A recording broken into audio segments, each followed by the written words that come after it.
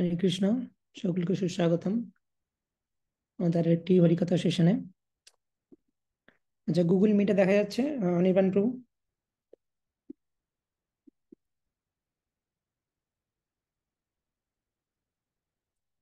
অনির্বাণ প্রভু, গুগল মিটে দেখা যাচ্ছে? ওকে। হুম। আমরা কি গাইবো ভক্তিবিনোদ ঠাকুরের গীতাবলী গ্রন্থ থেকে জীব জাগো গৌরচাঁদ বলে। তো ভক্তিবিনোদ ঠাকুর বলছেন যে চৈতন্য মহাপ্রভু কি বলছেন সেটা ভক্তিবিনোদ ঠাকুর বলছেন আমাদের। তো চৈতন্য মহাপ্রভু জীবদেরকে বলছেন জীব জাগো গৌরচাঁদ বলে। মানে গৌরচন্দ্র বলছেন জীবদেরকে জাগতে, কারণ তোমরা এখনো মায়ার কোলে ঘুমিয়ে আছো। কত নিদ্রা যাও মায়া পিশাচির কোলে। জন্মের পর জন্ম পেরিয়ে যাচ্ছে, তুমি মায়া পিশাচির কোলে ঘুমিয়ে আছো। কত নিদ্রা যাও মায়া পিশাচির কোলে। চৈতন্য মহাপ্রভু আরো কি বলছেন জীবকে? ভজিব বলিয়া এসে সংসার ভিতরে, ভুলিয়া রহিলে তুমি অবিদ্যার ভরে। তুমি কথা দিয়ে এলে যে এই সংসারে এসে আমি কৃষ্ণের ভজন করব, ভজিব বলিয়া এলে তুমি এই সংসারের ভেতরে, কিন্তু ভুলিয়া রহিলে তুমি অবিদ্যার ভরে। কিন্তু তুমি ভুলে রইলে অবিদ্যার ভরে, অর্থাৎ অবিদ্যাগ্রস্ত হয়ে তুমি ভুলে গেলে যে আমার আসল ডিউটিটা কি এই জগতে এসে কৃষ্ণ ভজন করা, সেটা তুমি ভুলে গেলে। তো মহাপ্রভু বলছে সেই জন্যই তুমি যেহেতু ভুলে গেছো কৃষ্ণ ভজন করতে, কিন্তু তুমি প্রতিজ্ঞা করে এসেছিলে তোমারে লইতে আমি হইনু অবতার, তোমার জন্য আমি এসেছি, তোমাকে সেই কথা মনে করানোর জন্য। চৈতন্য মহাপ্রভু বলছেন আমি বিনা বন্ধু আর কে আছে তোমার। তো মহাপ্রভু বলছেন আমি হচ্ছি তোমার সব থেকে বড় বন্ধু। কৃষ্ণ একই কথা বলেছেন গীতায়। কোথায় বলেছেন? কে বলতে পারবে? এখানে মহাপ্রভু বলছেন আমি বিনা বন্ধু আর কে আছে তোমার। গীতার কোন জায়গায় কৃষ্ণ একই কথা বলেছেন?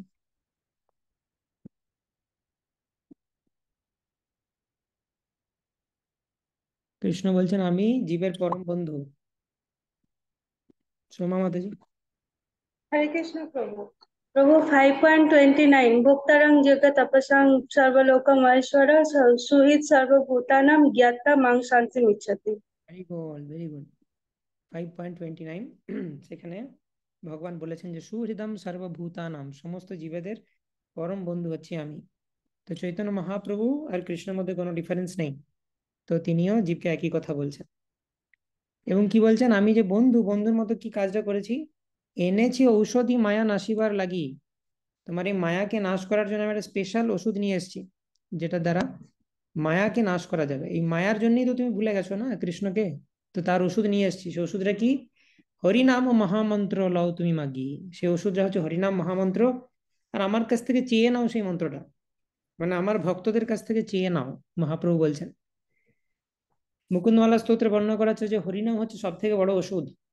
व्यामोह प्रशमौषधं मुनिमुनो वृत्ति प्रवृत्तौषधं दैतेन्द्रार्तिकरौषधं त्रिभुवने सञ्जीवनैकौषधं भक्ततन्तहितौषधं भवभयप्रध्वंसनैकौषधं श्रेयप्राप्तिकरौषधं पिबमन শ্রীকৃষ্ণ দিব্য ঔষধম। তো শ্রীকৃষ্ণের নাম হচ্ছে দিব্য ঔষধ।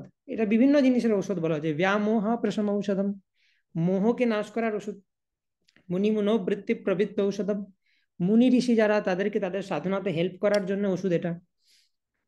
ভক্ততন্ত হিতৌষধম ভব ভয়া প্রধ্বংসনাইক ঔষধম, ভক্তদের ভক্তি বাড়ানোর ওষুধ এটা, এবং মায়াকে নাশ করার ওষুধ এটা। তো বিভিন্ন সবকিছুর সলিউশন হচ্ছে এই হরিনাম মহামন্ত্র। তো সেটা তুমি আমার কাছ থেকে চেয়ে নাও। তো সেই কথা শুনে এটা মহাপ্রভু আর জীবের মধ্যে কি কথোপকথন হলো সেটা তুলে ধরলেন ভক্তিবিনোদ ঠাকুর। মহাপ্রভু জীবকে এই কথা বলেছেন। তো ভক্তিবিনোদ ঠাকুর এখন বলছেন, এখন মহাপ্রভুকে তিনি বলছেন যে ভক্তি বিনোদ প্রভু চরণে পড়িয়া সেই হরিনাম মন্ত্র লইল মাগিয়া। যে এই মহাপ্রভু আর জীবেদের মধ্যে কথোপকথনটা শুনে ভক্তিবিনোদ ঠাকুর প্রভুর চরণে পড়ে তিনি সেই হরিনাম মহামন্ত্র চেয়ে নিল। This is very important. যে হরিনাম আমাদেরকে চেয়ে নেওয়া উচিত। আমাদের যারা হরিনাম দীক্ষা গ্রহণ করেছেন তাদের নিশ্চয়ই মনে আছে যে গুরুদেবের কাছ থেকে আমরা কি বলেছিলাম হরিনাম দীক্ষা পাওয়ার সময়, যে গুরুদেব কৃপা পূর্বক আমাকে হরিনাম দীক্ষা প্রদান করুন। মানে আমাকে হরিনাম প্রদান করুন, তো চেয়ে নিতে হয় সবসময় এ হরিনাম। সেই জন্য নিত্যানন্দ প্রভু বলছেন নামের হাটে এই যে নাম বিক্রি হয়, কিন্তু তার মূল্যটা কি? শ্রদ্ধা মূল্যে শুদ্ধ নাম এ হাটে বিকায়। শ্রদ্ধা দরকার, যে আমার নামের প্রতি শ্রদ্ধা আছে এবং সেজন্য আমি চেয়ে নেব চৈতন্য মহাপ্রভুর যারা অ্যাসোসিয়েট তাদের কাছ থেকে এই হরিনাম চেয়ে নেব। এটা হচ্ছে একটা ইম্পোর্টেড প্রোডাক্ট, গোলক বৃন্দাবন থেকে ইম্পোর্ট করেছেন চৈতন্য মহাপ্রভু, যেটা অন্য কোনো অবতারে দেয়নি। অনর্পিত চরিম চিরাত করুণয়া অবতীর্ণ কলো সমর্পয়িতুম উন্নত জ্বলরসম সভক্তি শ্রিয়ম হরি পুরট সুন্দর দ্যুতি কদম্ব সন্দীপিত সদা হৃদয় কন্দরে স্ফুরতু বা শচীনন্দন। তো সেই শচীনন্দন গৌর হরি, যিনি রাধারানীর ভাব এবং দ্যুতি নিয়ে এসেছেন, তিনি আমাদেরকে এই হরিনাম প্রদান করেছেন। তো আজকে রাধা অষ্টমীর অধিবাস, সেই জন্য অনেক ডিভোটি যুক্ত হননি, অধিবাস প্রোগ্রামে বিজি আছেন। তো আজকে আমরা শর্ট ক্লাস নেব, খুব বেশি নতুন টপিক আমরা ডিসকাস করব না। আগের টপিকগুলোর মধ্যে কিছু কোয়েশ্চেন নিতে পারি বা রিভিশন আমরা করতে পারি, কারণ অনেক ডিভোটিসই ব্যস্ত। তো কালকেও রাধা অষ্টমী রয়েছে, হয়তো রেকর্ডিং শোনার টাইম হবে না। এবং কালকে সকালবেলায় আমরা রাধা তত্ত্ব নিয়ে আলোচনা করব সকালে ভাগবতম ক্লাসে। এবং কালকে যেহেতু বিজি থাকবে প্রোগ্রামে সবাই, এখানেও রাধেশ্যাম প্রভু আসবেন, তো সেখানে প্রোগ্রামে আমরাও বিজি থাকবো। তো কালকে রাত্রেবেলা হরিকথা সেশন হচ্ছে না। আর আজকেও আমরা একটা রিভিশনের মতো নেব। কাল সকালে সেশনটা ইম্পর্টেন্ট, রাধা তত্ত্ব চৈতন্য চরিতামৃত থেকে আমরা আলোচনা করব। আর তারপরে আরো দুদিন ক্লাস হবে, 12 এবং 13। সেই দুটো দিনে আশা করি সুন্দরভাবে কমপ্লিট হয়ে যাবে আমাদের যে শ্রীকৃষ্ণ অবতার সম্পর্কিত যে বর্ণনা বাকি আছে। হ্যাঁ, টাইম নিয়ে আলোচনা করেছি, ব্রহ্মারায়ু ইত্যাদি ইত্যাদি। দুটো টপিক বাকি আছে, একটা হচ্ছে মন্বন্তর, বিভিন্ন মন্বন্তরে কি কি হয়েছে, আর শ্রীকৃষ্ণ অবতার। তো এটা এরকম প্ল্যান আছে যে 12-13 মধ্যে কমপ্লিট হয়ে যাবে। তো এই হরিকথা সেশনের মধ্যে একটা সুন্দর সিরিজ গোলক চার্ট এবং ভগবানের অবতার, সেটা আমরা আশা করি কমপ্লিট করতে পারবো। ওকে, তো লেটস সিং। আমরা এই ভজনটি এখন গাইব। জীব জাগো, জীব জাগো, গোরা চাঁদ বলে। জীব জাগো, জীব জাগো, গোরা চাঁদ বলে। কত নিদ্রা যাও মায়া পিশাচির কোলে। কত নিদ্রা যায় মায়া পিশাচির কোলে। ভজিব বলিয়া এসে সংসার ভিতরে। ভজিব বলিয়া এসে সংসার ভিতরে। ভুলিয়া রহিলে তুমি অবিদ্যার ভরে। ভুলিয়া রহিলে তুমি অবিদ্যার ভরে। তোমারে লইতে আমি হইনু অবতার। তোমারে লইতে আমি হইনু অবতার। আমি বিনা বন্ধু আর কে আছে তোমার। আমি বিনা বন্ধু কে আছে তোমার। এনেছি ঔষধি মায়া নাশিবার লাগি। এনেছি ওষুধি মায়া নাচিবার লাগি। হরি নাম মহামন্ত্র লও তুমি মাগি। হরি নাম মহামন্ত্র লও তুমি মাগি। ভকতি বিনোদ প্রভু চরণে পড়িয়া। ভকতি বিনোদ প্রভু চরণে পড়িয়া সেই হরি নাম মন্ত্র লইল মাগিয়া সেই হরি নাম মন্ত্র লইল মাগিয়া জীব জাগো গোরা চাঁদ বলে জীব জাগো গোরা চাঁদ বলে কত নিদ্রা মায়া পিশাচির খোলে কত নিদ্রা যাও মায়া পিশাচির কোলে জীব বলিয়া এসে সংসার ভিতরে জীব বলিয়া এসে সংসার ভিতরে বলিয়া রহিলে তুমি অবিদ্যার ঘরে বলিয়া রহিলে তুমি অবিদ্যার ঘরে তোমারে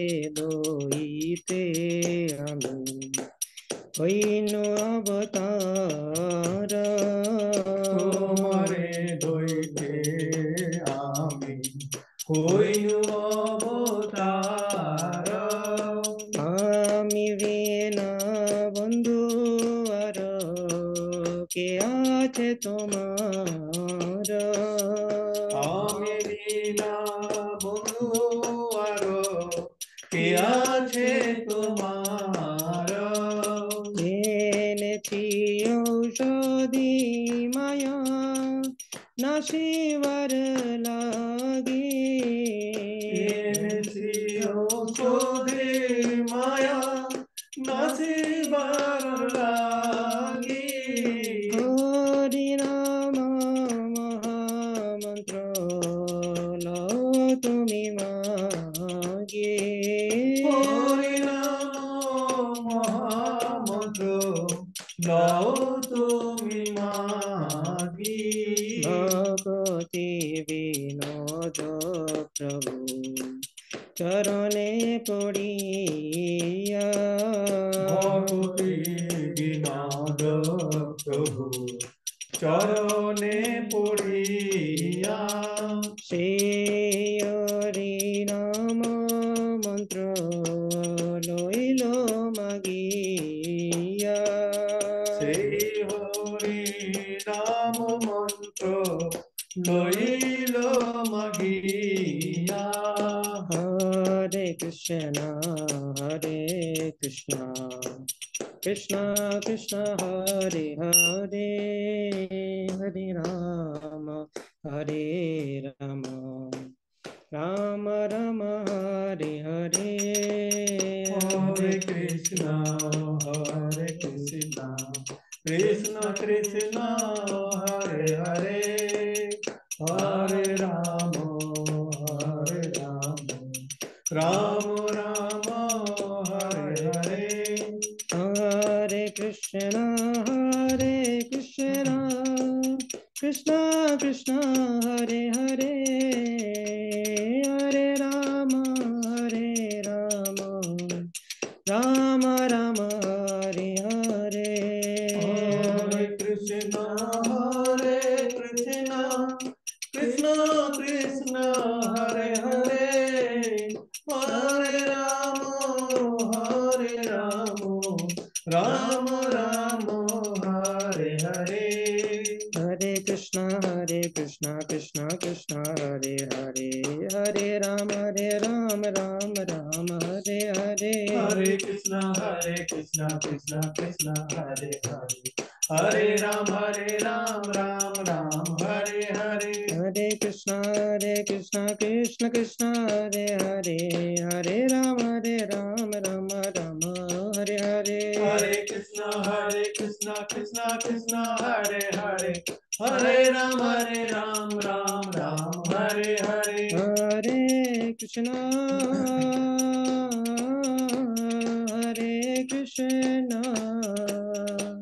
कृष्ण कृष्ण हरे हरे, हरे राम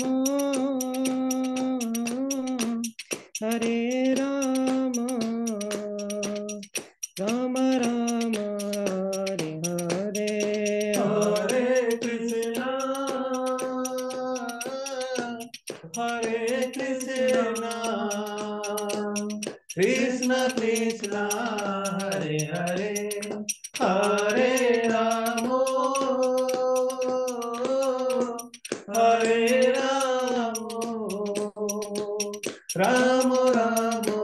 हरे हरे। हरे कृष्णा कृष्ण कृष्ण हरे हरे, हरे राम हरे राम, राम राम हरे हरे। हरे कृष्ण कृष्ण कृष्ण हरे हरे, हरे राम राम राम हरे हरे। हरे कृष्ण कृष्ण कृष्ण हरे हरे, हरे राम राम राम हरे हरे। हरे कृष्ण कृष्ण कृष्ण हरे हरे, हरे राम राम राम हरे हरे। हरे कृष्ण कृष्ण कृष्ण हरे हरे, हरे राम राम राम हरे हरे। हरे कृष्ण कृष्ण कृष्ण हरे हरे, हरे राम राम राम हरे हरे। हरे कृष्ण कृष्ण कृष्ण हरे हरे, हरे राम राम हरे हरे। निताय गौरंग निताय गौरंग जय गौर हरि। निताय गौरंग निताय गौरंग निताय गौरंग जय गौर हरि। निताय गौरंग निताय गौरंग निताय गौरंग जय गौर हरि। निताय गौरंग निताय गौरंग निताय गौरंग जय गौर हरि। जय गौर निताय जय गौर निताय, पतित पावन गौर जय निताय। गौर निताय जय गौर निताय, पतित पावन गौर निताय। जय प्रभुपद जगद्गुरु श्रील प्रभुपद। जय प्रभुपद जगद्गुरु श्रील प्रभुपद। जय गुरुदेव मुक्तित पावन गुरुदेव।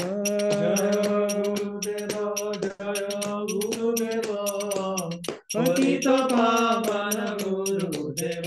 निताय गौर हरि बोल, निताय गौर हरि बोल, गौर हरि बोल, निताय गौर हरि बोल। निताय गौर हरि बोल, निताय गौर हरि बोल, गौर हरि बोल, निताय गौर हरि बोल। श्री हरिनाम संकीर्तन की जय। जय, श्रील प्रभुपाद की जय, जय। निताय गौर प्रेमानंदे हरि हरि बोल। ओम ज्ञानतिमिरान्धस्य ज्ञानञ्जनशलाकया चक्षुरुन्मीलितं येन तस्मै श्रीगुरवे नमः। श्रीचैतन्यमनोभीष्टं स्थापितं येन भूतले स्वयं रूप कदा मह्यं ददाति स्वपदान्तिकं। वन्देऽहं श्रीगुरो श्रीयुतापदकमलं श्रीगुरून् वैष्णवांश्च श्रीरूपं साग्रजातं सहगणा रघुनाथान्वितं तं सजीवं साद्वैतं सावधूतं परिजनसहितं कृष्णचैतन्यदेवं श्रीराधा कृष्णपादान् सहगणा ललिता श्रीविशाखान्वितांश्च नमो विष्णुपादाय कृष्णप्रेष्ठाय भूतले श्रीमते भक्तिवेदान्त स्वामिनिति नामिने। नमस्ते सारस्वते देवे गौरवाणी प्रचारिणे निर्विशेष शून्यवादी पाश्चात्यदेशतारिणे वंशाकल्पतरुभ्यश्च कृपा सिन्धुभ्य एव च पतितानं पावनेभ्यो वैष्णवेभ्यो नमो नमः। नमो महावदन्याय कृष्णप्रेम प्रदायते कृष्णाय कृष्णचैतन्य नाम्ने गौरतिषे नमः। पञ्चतत्त्वात्मकं कृष्णं भक्तरूपस्वरूपकं भक्तावतारं भक्ताख्यं नमामि भक्तशक्तिकम्।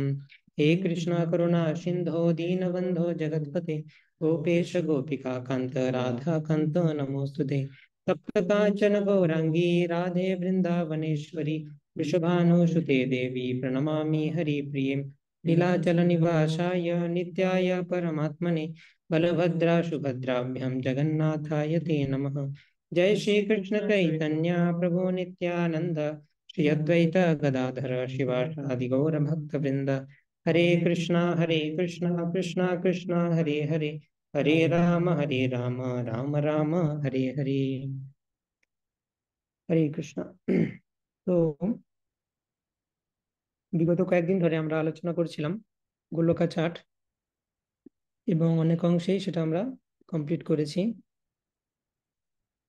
তো গোলকাচাট প্রায় কমপ্লিট এবং একটা কানেক্টেড টপিক বাকি আছে, বিভিন্ন অবতার এবং ইউনিভার্সের বিভিন্ন জায়গায় টাইমের কনসেপ্ট, এগুলো আলোচনা করেছি। তো অনেকটা পোর্শন কভার হয়েছে এবং আজকে একটা রিক্যাপ করে নেওয়া যাক, দেখি আপনাদের সব মনে আছে কিনা, কিছু কোয়েশ্চেন জিজ্ঞেস করতে পারি। আর রিক্যাপ, কারো যদি কোনো জায়গাটাতে কোনো কোয়েশ্চেন আছে, এতদিন যে আলোচনা হয়েছে সেটাতে যদি কোথাও কোনো গ্যাপ থেকে গেছে সেটা আমরা আজকে নিতে পারি।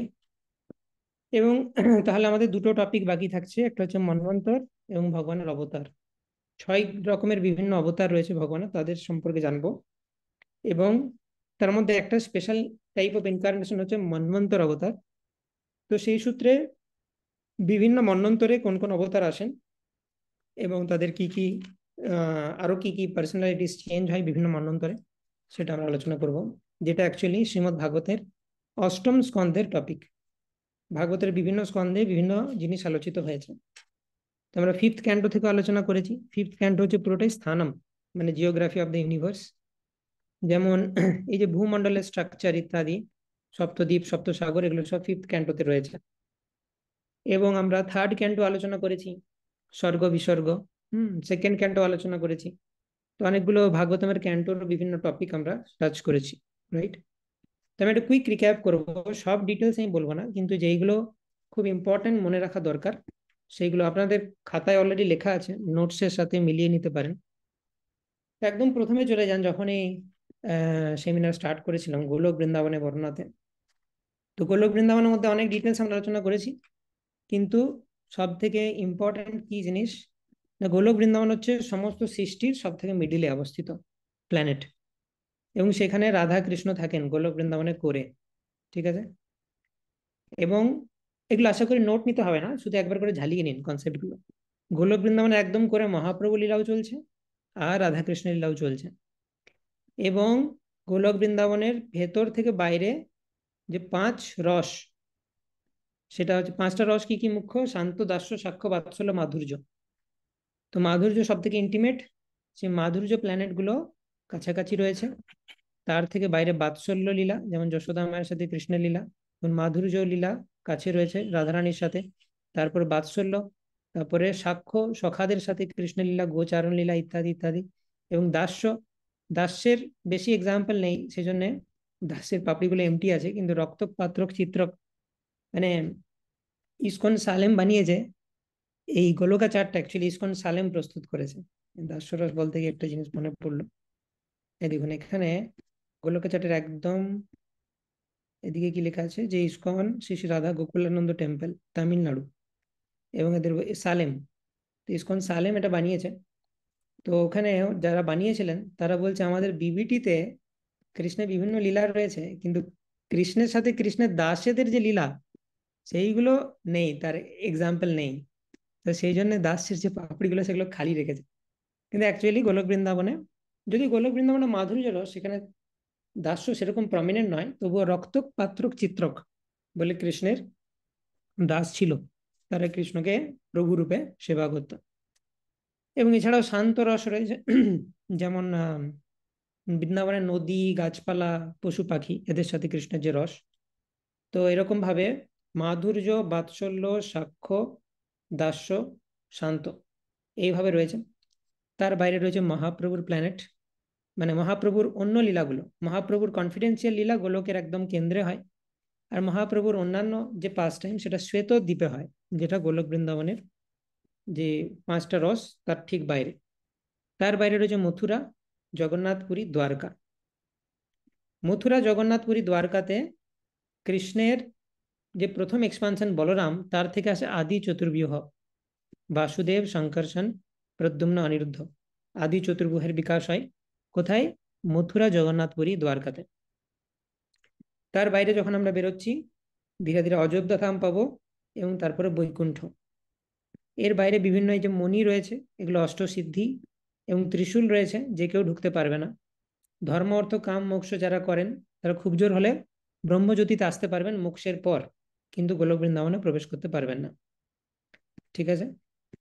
তারপর বৈকুণ্ঠ প্ল্যানেটস, সেখানে রয়েছে নারায়ণ, লক্ষ্মী নারায়ণ রয়েছেন, এবং বিভিন্ন সার্কেলে বিভিন্ন জন রয়েছে। যেমন একদম করে লক্ষ্মী নারায়ণ রয়েছেন, এবং ভূ শক্তি, লীলা শক্তি এবং শ্রী অর্থাৎ যিনি লক্ষ্মী দেবী, এরকম শক্তি রয়েছে। আর অনন্ত ভগবানের অ্যাসোসিয়েট গরুর, ভগবানের অ্যাসোসিয়েট বিশ্বক্সেন, ভগবানের কমান্ডার ইন চিফ, তারা রয়েছেন। ঐশ্বর্য, বৈরাগ্য, ধর্ম আর জ্ঞান, তারা ভগবানকে চামর করছেন আর ভগবানকে আরতি করছেন, এরা বিভিন্ন কোয়ালিটিস। তার ঠিক বাইরে রয়েছে ভগবানের বিভিন্ন শক্তি, ঈশান, বিমলা, উৎকর্ষিণী, জ্ঞান, ক্রিয়া ইত্যাদি। তার বাইরে রয়েছে চতুর্ব্যূহ, আবার বাসুদেব, শঙ্কর্ষণ, প্রদ্যুম্ন, অনিরুদ্ধ, এটা হচ্ছে দ্বিতীয় চতুর্ব্যূহ। এবং তাদের যে কনসর্ট তারাও রয়েছে। বাসুদেবের পত্নী হচ্ছেন লক্ষ্মী, শঙ্কর্ষণের পত্নী সরস্বতী, প্রদ্যুম্নের রতি এবং অনিরুদ্ধের কান্তি।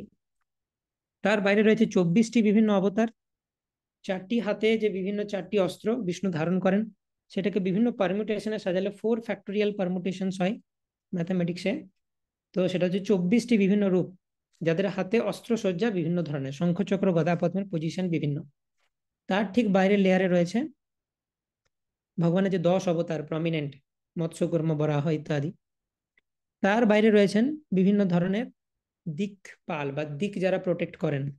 তো যেমন দেখতে পাচ্ছি পূর্বে রয়েছে সত্য, অচ্যুত, অনন্ত, দুর্গা ভগবানের শক্তি, বিশ্বক্সেন কমান্ডার ইন চিফ, গণেশ, শঙ্খনিধি, পদ্মনিধি। তো এরা হচ্ছে বিভিন্ন দিকের রক্ষাকর্তা। এবং এখানে যে গণেশ, টনেশ, ইন্দ্র আমরা দেখতে পাবো, এরা সবাই বিষ্ণুর অংশ, জড় জগতের দেবতা বা জীবতত্ত্ব নয়। তার বাইরে সার্কেল রয়েছে বিভিন্ন বেদ এবং বেদ সম্পর্কিত বিভিন্ন পার্সোনালিটি, যেমন মখা যজ্ঞের পার্সোনালিটি, ঋগ্বেদ এবং গায়ত্রী এবং যজুর্বেদ, গরুড় এবং সামবেদ, ধর্ম বিভিন্ন, এবং অথর্ববেদ, এরা রয়েছে। তার বাইরে রয়েছে ভগবানের বিভিন্ন অস্ত্র, কনসেল, শঙ্খ, চক্র, গদা, পদ্ম, এখানে রয়েছে অসি বা তরবারি, সাঙ্গ ভগবানের ধনুক, প্লাউ ভগবানের হল, এবং মেষ মানে আরেক ধরনের গদা। তার বাইরে রয়েছে বিভিন্ন ডেমিগডদের মতো দেখতে বিষ্ণুর অংশ, ইন্দ্র, এ কিন্তু বিষ্ণুর অংশ, অগ্নি, যম, নৃত্যি, বরুণ, বায়ু, কুবের, ঈশান। তো এরা হচ্ছে বিভিন্ন ডেমিগডদের মতো নাম, কিন্তু এরা বিষ্ণুর অংশ, এরাও বিভিন্ন দিক প্রোটেক্ট করছে। এই ঈশানই হচ্ছে কে? ঈশান কে? কে বলতে পারবে? চ্যাট বক্সে লিখুন।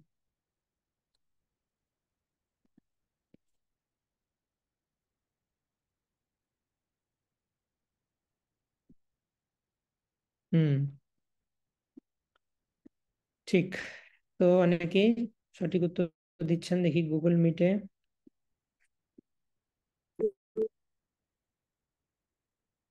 হুম, তো ঈশান হচ্ছে শিবজি বা সদাশিব অ্যাকচুয়ালি। ওকে, তো ঈশান হচ্ছে সদাশিব। এই ঈশানের থেকে, ঈশান অ্যাকচুয়ালি মেটেরিয়াল ওয়ার্ল্ড আর স্পিরিচুয়াল ওয়ার্ল্ডের মাঝামাঝি অবস্থায় থাকে। এই যে বৈকুণ্ঠের পর আমরা এই যে সদাশিব লোক দেখতে পাচ্ছি, এটা নিচে দেখানো আছে, কিন্তু অ্যাকচুয়ালি উত্তর পূর্ব দিকে আলোচনা করেছিলাম আমরা।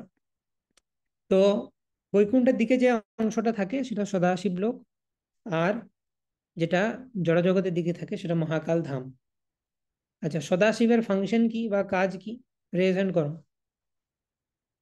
কে বলতে পারবে? রেজ হ্যান্ড করো, সদাশিবের ফাংশন।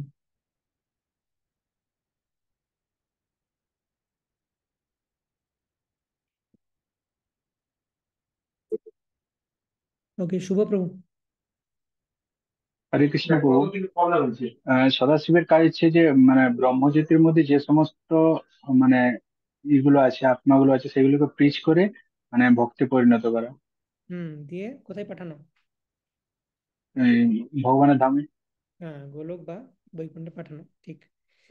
তো সেটা হলো সদাশিব, এবং তারই আরেকটা রূপ হচ্ছে মহাকাল। যে মহাকাল জড় জগতে থাকে তিনি হচ্ছেন শম্ভু। এই শম্ভুই হচ্ছে মহাকাল। তো কারণদ গোসাই বিষ্ণুর শরীরে স্পিরিচুয়াল ওয়ার্ল্ড থেকে যে সমস্ত আত্মারা জড়জগৎকে ভোগ করার জন্য এসেছেন, তারা কারণদ গোসাই বিষ্ণুর শরীরে আসেন। তো সেই সমস্ত আত্মাদেরকে কারণদ গোসাই বিষ্ণু মায়াকে প্রেরণ করেন। কিসের মাধ্যমে? তার দৃষ্টিপাতের মাধ্যমে। এবং ভগবানের এই দৃষ্টিপাতটা সেটাই হচ্ছে শম্ভু।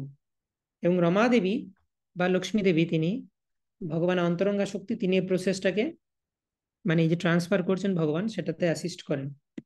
কারণ গোসাই বিষ্ণুর দেহ থেকে অসংখ্য ব্রহ্মাণ্ড সৃষ্টি হয়। ঠিক আছে? তো যখন তিনি নিঃশ্বাস ত্যাগ করেন তখনই ব্রহ্মাণ্ড সৃষ্টি হয়। আবার তিনি যখন নিঃশ্বাস গ্রহণ করেছেন, সব ব্রহ্মাণ্ড তার ভেতরে ঢুকে যায়। তো এখানে দুটো জিনিস রয়েছে, যে প্রথমে এই যে জড় ব্রহ্মাণ্ড সেটা প্রধান রূপে থাকে, তারপরে সেটা মহত্তত্ত্বে পরিণত হয়। তো কে বলতে পারে প্রধান কি, মহত্তত্ত্ব কি, আর তাদের মধ্যে ডিফারেন্স কি? নোট দেখে বলতে পারো প্রধান কি, মহত্তত্ত্ব কি, আর তাদের ডিফারেন্স। মধুমৃতা গোপিকা মাতাজি। হরে কৃষ্ণ প্রভু। এই, প্রণাম। তো প্রধান হচ্ছে যে অব্যক্ত রূপে যখন সমস্ত জড়জগৎ থাকে, মানে যে ভগবানের তিন গুণ, যেটা সত্য রজ তম, যখন ইনঅ্যাক্টিভ ফর্মে থাকে। এবং মহত্তত্ত্ব হচ্ছে যখন এই ইনঅ্যাক্টিভ ফর্মে প্রধান থাকে, ভগবানের কাল শক্তির প্রভাবে যখন সেটা অ্যাক্টিভ হয়, সেটা হচ্ছে মহত্তত্ত্ব। Very good. তো মহত্তত্ত্ব যখন হয়ে যায় তখন সেটাকে মেঘের মতো দেখা যায়, আর হুম। প্রধান রূপে যখন থাকে তখন সেটা অব্যক্ত রূপে থাকে। ওকে, তো সেটা আমরা জানতে পারলাম। এবারে একটা জড় ব্রহ্মাণ্ডকে দেখানো হয়েছে, তার ভেতরে কারণোদকোষায় বিষ্ণু এলেন গর্ভোদকোষায় বিষ্ণু রূপে। গর্ভোদকোষায় বিষ্ণু নাভিপদ্ম থেকে ব্রহ্মার সৃষ্টি। ব্রহ্মা সেই নাভিপদ্মকে, পদ্মের যে কাণ্ড, তাকে 14 ভুবনে ডিভাইড করলেন, এবং সেখানে বিভিন্ন দেহ জন্ম হলো, বিভিন্ন ধরনের আহ অর্থাৎ জীবেরা সেখানে বসবাস করছে। এবং এই ব্রহ্মাণ্ডের প্রত্যেকটি অনুপরমাণুতে ভগবান নিজেকে বিস্তার করছেন কারণোদকোষায়ী বিষ্ণু রূপে। ঠিক আছে? তো এরপর আমরা দেখেছি ইউনিভার্সের বিভিন্ন কভারিং, আর্থ, ওয়াটার, ফায়ার, এয়ার, ইথার, ফল, সিগম, মহত্তত্ত্ব ইত্যাদির কভারিং রয়েছে এক একটা ইউনিভার্সে, সেটা আমরা আলোচনা করেছি। তারপর আমরা আলোচনা করেছিলাম যে ব্রহ্মাণ্ডের ভার্টিক্যাল স্ট্রাকচার, অর্থাৎ এই ছবিটা আমরা আলোচনা করছিলাম। এখানে আমরা দেখতে পাচ্ছি যে ভূলোক সহ নিচের যে প্ল্যানেটারি সিস্টেম গুলো, অতল, বিতল, সুতল, তলাতল, মহাতল, রসাতল, পাতাল, এগুলো কম্বাইন্ড একটা ডিস্কের মতো আছে। এবং তার উপরে বিভিন্ন গ্রহলোক, ভূগর্ভলোক, স্বরলোক, মহরলোক, জনলোক, তপলোক, সত্যলোক। সত্যলোকে ব্রহ্মা থাকেন। এবং সেখানে ধ্রুবলোকও রয়েছে, এবং অন্তরিক্ষে বিভিন্ন প্ল্যানেটস ঘোরাফেরা করছে। এই ভূমণ্ডলের ঠিক মাঝে রয়েছে সুমেরু মাউন্টেন, এবং 8টা হাতি আছে, উপরে 4টা, নিচে 4টা, যেটা ওই ভূমণ্ডলটাকে ব্যালেন্স করছে। নিচে রয়েছে অনন্ত শেষ, যেও ব্যালেন্স করছে। তার নিচে রয়েছে কুর্ম। এই অনন্ত শেষ আর কুর্ম হচ্ছে জীব তত্ত্ব, যারা ভগবানের শক্তির দ্বারা আবিষ্ট। আর এখানে ছোট ছোট যে রেড প্ল্যানেট দেখা যাচ্ছে, এগুলো হচ্ছে নরক। টোটাল কতগুলি নরক রয়েছে কি বলেছিলাম? নাম্বারটা লেখো চ্যাট বক্সে, দেখি টোটাল কতগুলি নরক রয়েছে।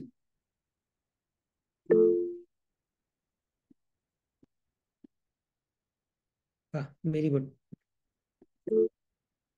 দেখি গুগল মিটে।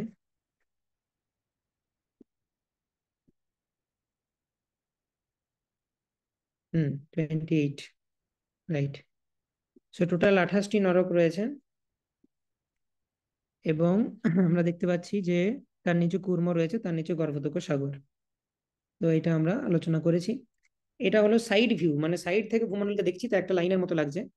এবার উপর থেকে যদি ভূমণ্ডলকে দেখি তাহলে সপ্তদ্বীপ আর সপ্ত সাগর দেখা যাবে। সেই স্ট্রাকচার আলোচনা করেছি আমরা 3D মডেল দিয়ে ইত্যাদি।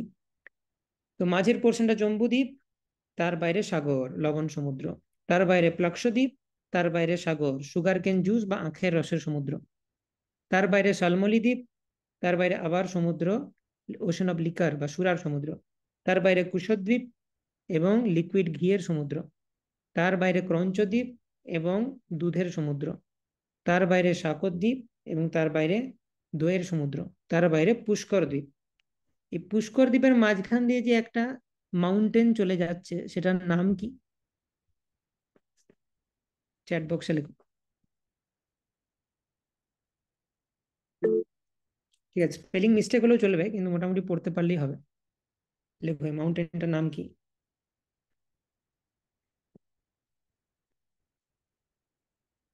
হুম, ঠিক, মানসোত্তর মাউন্টেন। তো সেই মাউন্টেনটা ফেমাস কেন? ফেমাস হওয়ার কারণ কি, ওখানে কি হয়?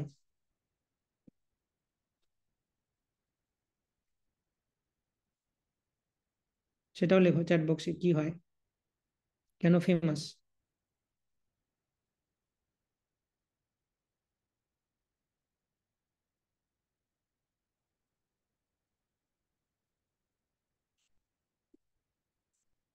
হুম, এটা হচ্ছে সূর্যের গতিপথ, রাইট। মানসোত্তরা মাউন্টেন, যেটা পুষ্কর দ্বীপের মাঝামাঝি রয়েছে। তার বাইরে স্বাদু জলের সমুদ্র, তার বাইরে সুবর্ণ অঞ্চল, তার বাইরে লোকালোক মাউন্টেন, তার বাইরে আলোকবর্ষ। লোকালোক মাউন্টেনটা অনেক বড় হওয়ার জন্য আলোকবর্ষে কোনো আলো পৌঁছায় না। ঠিক আছে, তো এটা হয়ে গেলো সপ্তদ্বীপ, সপ্তসাগর। এরপর মাঝের যে অঞ্চলটা জম্বুদ্বীপ, সেই জম্বুদ্বীপের মধ্যে কটা বর্ষ রয়েছে? Chat box.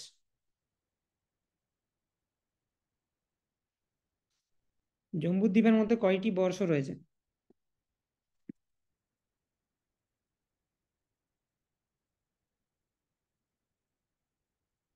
ঠিক, তো 9টি বর্ষ রয়েছে, সেটা আমরা আলোচনা করেছিলাম। উপরে হচ্ছে উত্তর কুরু, তারপরে হিরণময় বর্ষ, রম্যক বর্ষ, কেতুমালা বর্ষ, ইলাব্রত বর্ষ, ভদ্রাশ্ব বর্ষ, হরিবর্ষ, কিমপুরুষ বর্ষ এবং লাস্ট হচ্ছে ভারতবর্ষ।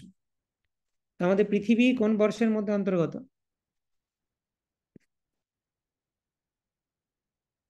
আবার চ্যাট বক্স, পৃথিবী কোন বর্ষের মধ্যে অন্তর্গত?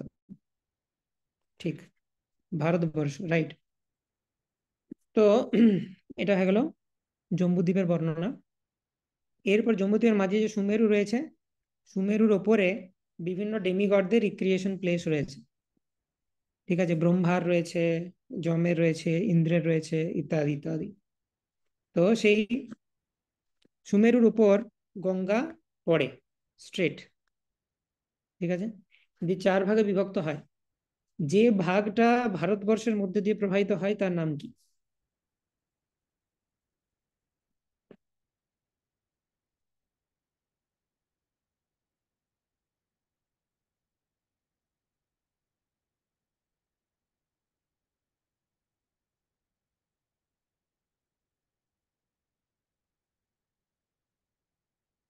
যে ভাগটা ভারতবর্ষের মধ্যে দিয়ে প্রবাহিত হয় সেটার নাম কি? ঠিক, অলকানন্দা, অলকানন্দা। হুম, আচ্ছা, পূর্ব দিকে যেটা যাচ্ছে সেটার নাম কি? দেখো নোটসে লেখা থাকবে, দেখি বলো।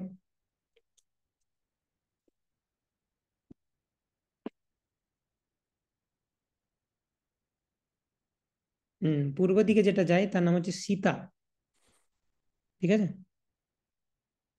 পশ্চিমে যেটা যাচ্ছে সেটার নাম কি?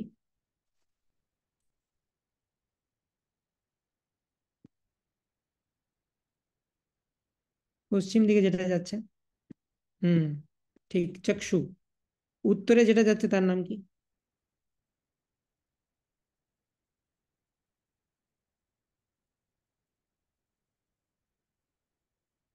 ভদ্রা, ঠিক। তো এটা আমরা রিক্যাপ করে নিই, তারপরে কোয়েশ্চেন আমরা নিচ্ছি। তো এই এই এই ডিটেলস গুলো আলোচনা করেছিলাম ভূমণ্ডলের মধ্যে। হুম, এরপরে গোলকাচার্টের ব্যাপার শেষ। তারপর আমরা আলোচনা করেছিলাম টাইম নিয়ে, সেটা একটু রিক্যাপ করে নিই, কি কি আলোচনা করেছি। প্রলয় নিয়ে আলোচনা হয়েছে, টাইম নিয়ে আলোচনা হয়েছে। হ্যাঁ, তো টাইম নিয়ে আলোচনাতে এটা প্রথমে শুরু হয়েছিল যে 14 যে লোক রয়েছে তার মধ্যে মিডিল প্ল্যানেটারি সিস্টেম থেকে উপরে যখন উঠছি আমি, ভূলোক থেকে যত উপরের দিকে যাব, সময়ের গতিবেগ কমবে না বাড়বে? নিচ থেকে উপরে গেলে সময়ের গতিবেগ কি হয়? দেখো, কমবে না বাড়বে? ঠিক, কমবে। তো পৃথিবীতে স্বর্গলোকে যখন 12 ঘন্টা, পৃথিবীতে 6 মাস অতিবাহিত হয়ে গেছে, পৃথিবীর স্পিডটা অনেক বেশি। আর ব্রহ্মার কাছে যখন 12 ঘন্টা, পৃথিবীতে 432 কোটি বছর হয়ে গেছে। ঠিক আছে, তাহলে যত উপরের দিকে যাব টাইম স্পিড কমবে, নিচের দিকে গেলে টাইম স্পিড বাড়ে। পৃথিবী থেকে ব্রহ্মলোকে যদি যাই টাইম স্পিড কমে যায়, ব্রহ্মলোক থেকে মহাবিষ্ণু যদি যাই টাইম স্পিড আরো কমে যায়। এবং এখানে আরেকটা এক্সটেনশন রয়েছে, মহাবিষ্ণু তবু মেটেরিয়াল ওয়ার্ল্ডের জাংশনে রয়েছে। মহাবিষ্ণু থেকে বেরিয়ে আমি যদি গোলক বৃন্দাবনে যাই বা বৈকুণ্ঠে যাই, সেখানে সময় স্পিড 0 হয়ে যায়। নিমেষার ধাক্য বা ব্রজতি নাহি যাত্রাপি সময়, সেটা হচ্ছে গোলক বৃন্দাবন। তো আমরা যদি এখান থেকে গোলক বৃন্দাবনে যাই, 1 মিনিট, Yes. তাহলে টাইম স্পিড 0 হয়ে যায়, মানে টাইম ওখানে প্রবাহিত হয় না গোলক বৃন্দাবনে। মহাবিষ্ণুর কাছে তবুও প্রবাহিত হচ্ছে, যে মহাবিষ্ণুর একটা নিঃশ্বাসের সময়কাল হচ্ছে ব্রহ্মার 100 বছর, মানে 311,04,000 কোটি বছর। ঠিক, কিন্তু তার থেকেও যদি উপরে যদি যাই আমরা, যেমন গোলক, তো এখানে টাইম তার স্পিড 0 হয়ে যায়, টাইম প্রবাহিতই হয় না। সেই জন্য গোলক বৃন্দাবনে যা যা বয়স সবার ফিক্স একটা বয়স রয়েছে, বয়স বাড়ে না। কাল সেখানে নেই, কাল শক্তির দ্বারা প্রবাহিত হলে মানুষের বয়স বাড়ে, কিন্তু গোলক বৃন্দাবন বা বৈকুণ্ঠে এখানে কারোর বয়স বাড়ে না। এটা হচ্ছে প্রথম কনসেপ্ট। উপরের দিকে যত যাব টাইম স্পিড কমবে, কমতে কমতে গোলকে যে 0 হয়ে যায় টাইম স্পিড। তারপর আমরা আলোচনা করেছিলাম সত্য, ত্রেতা, দ্বাপর, কলি, 4 যুগ নিয়ে। তো তার মধ্যে কলিযুগ, সত্য, ত্রেতা, দ্বাপর, কলি। কলিযুগ হচ্ছে সব থেকে ছোট, 4,32,000 বছর। দ্বাপর হচ্ছে কলিযুগের ডবল, ত্রেতা হচ্ছে কলিযুগের 3 গুণ, সত্য হচ্ছে কলিযুগের 4 গুণ। তাহলে এই চারটা মিলালে 1 চতুর্যুগ মানে হচ্ছে 43,20,000 বছর, সমান হচ্ছে 1 চতুর্যুগ। ব্রহ্মার একদিন মানে 12 ঘন্টা, মানে এই চতুর্যুগের 1000 বার আবর্তন। তাহলে ব্রহ্মার একদিন মানে হচ্ছে 1000 চতুর্যুগ। আর 1 চতুর্যুগ মানে আমরা দেখেছি 43,20,000 বছর, তাকে 1000 দিয়ে গুণ করলে 432 কোটি বছর। এই সব ক্যালকুলেশন করা আছে তোমাদের খাতায়। সো ব্রহ্মার একদিন মানে 1000 চতুর্যুগ। তারপরে আমরা জেনেছিলাম ব্রহ্মার একদিন মানে 1000 চতুর্যুগ তো বটেই, এবং সেটা আবার 14টি মনুর শাসনকালে বিভক্ত। তার মানে ব্রহ্মার একদিন সমান 1000 চতুর্যুগও বটে, আবার ব্রহ্মার একদিন সমান 14 মন্বন্তরও বটে। এখন এক মন্বন্তর মানে 71.42 চতুর্যুগ, মানে প্রায় 71 চতুর্যুগ। প্রত্যেকটি মনু কতগুলি চতুর্যুগ শাসন করেছে? 71টি চতুর্যুগ। ঠিক আছে, এর মধ্যে কৃষ্ণ কখন আসেন? সপ্তম মনুর শাসনকালের 28তম চতুর্যুগের দাপরে। 14টি মনু রয়েছে, তার মধ্যে সপ্তম মনু, সপ্তম মনুর মধ্যে 71টা চতুর্যুগ রয়েছে, তার 28তম চতুর্যুগটাকে নিলাম। সেইখানে সত্য, ত্রেতা, দ্বাপর, কলি, তার দ্বাপরে আসেন কৃষ্ণ, এবং তার ঠিক পরের কলিযুগেই আসেন চৈতন্য মহাপ্রভু। ব্রহ্মার আয়ু আলোচনা করেছিলাম, যে ব্রহ্মার 12 ঘন্টা হচ্ছে 432 কোটি বছর, তাহলে তার ডবল হচ্ছে একদিন, তার 30 গুণ হচ্ছে 1 মাস, তার 12 গুণ হচ্ছে 1 বছর, তার 100 গুণ হচ্ছে 100 বছর। তো এটা হচ্ছে ব্রহ্মার আয়ু। এরপরে আমরা দেখতে পাচ্ছি যে ব্রহ্মার দিন এবং রাত। ব্রহ্মার যখন দিন হয় সেই পদ্মফুলটা উপরে ওঠে, আবার ব্রহ্মা রাতের সময় পদ্মফুলটা নিচে নেমে যায়। কিন্তু সব প্ল্যানেটারি সিস্টেমগুলো ডুবে যায় কি না? কোন কোনগুলো বাকি থাকে বলো দেখি, কোন কোন প্ল্যানেটারি সিস্টেমগুলো বাদ দিয়ে বাকিটা ডুবে যায়?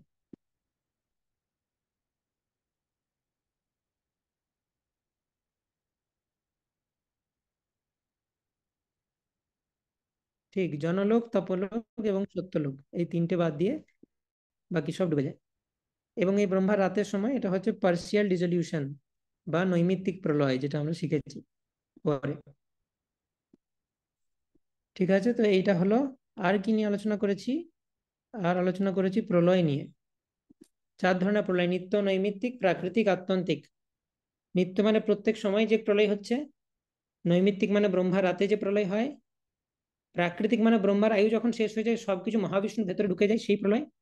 আর আত্যন্তিক মানে জীব যখন শুদ্ধ ভক্ত হয়ে মুক্তি লাভ করে ভগবানের ধামে যাচ্ছে, তো সেটা হচ্ছে আত্যন্তিক প্রলয়, যেটা হচ্ছে জীবের মুক্তি।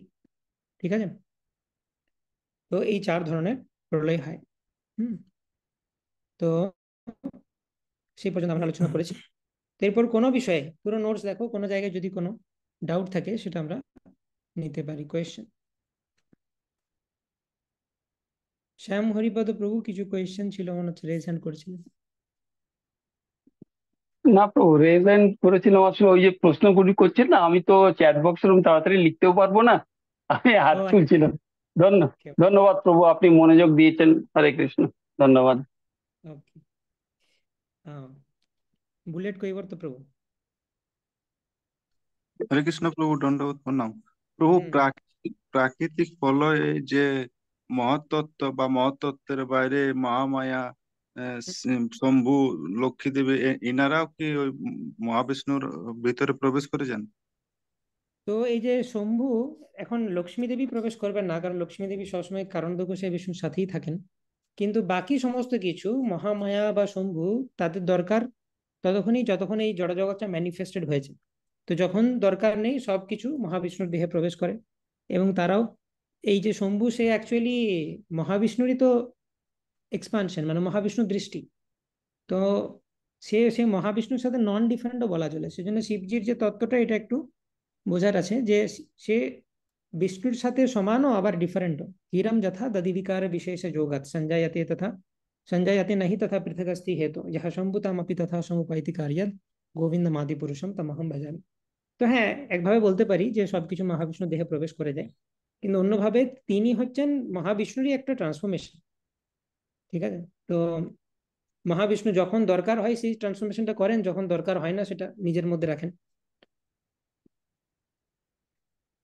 ওকে প্রভু? প্রভু, ওই মহাতত্ত্বটাও ধ্বংসপ্রাপ্ত হয়? ইয়েস, মহত্তত্ত্ব ধ্বংস হয়ে যায়। মানে মহত্তত্ত্ব হচ্ছে জড়জগতের ব্যক্ত অবস্থা, যখন জড়জগৎ অ্যাক্টিভেটেড ফর্মে আছে। তো যখন সবকিছু মহাবিষ্ণু দেহে প্রবেশ করে গেল, ইনঅ্যাক্টিভ হয়ে গেল, দিয়ে প্রধানে পরিণত হয়ে গেল, মহত্তত্ত্ব প্রধানে পরিণত হয়ে গেল। আবার প্রধান পরের বার যখন মহাবিষ্ণু নিঃশ্বাস ত্যাগ করবেন, মহত্তত্ত্বতে পরিণত হবে। হরে কৃষ্ণ প্রভু, ধন্যবাদ। ধন্যবাদ প্রভু। সোমা মাতাজি। হরে কৃষ্ণ প্রভু, প্রণাম। বলছি হরে প্রভু, আমি আপনাকে ইয়েটা সুমেরু পর্বতের ইয়েটা জিজ্ঞাসা করেছিলাম। তো তার থেকে অনেক শোনা যাচ্ছে না মাতাজি, সুমেরু পর্বতে কি হয়েছে? হরে কৃষ্ণ। বেরিয়া কতটা আছে ওটা? শুনতে পেলাম না মাতাজি কোশ্চেনটা। প্রভু, বলছি আপনাকে সুমেরু ইয়েটা জিজ্ঞাসা করেছিলাম, সুমেরু পর্বতটা। তো ওটা তো ভূবরলোকের একটু অব্দি যায়, তো লোকালোক মাউন্টেনটা তো ওটার থেকে অনেক উপর, অনেক উঁচু। তো হুম ওটা ভূবরলোকের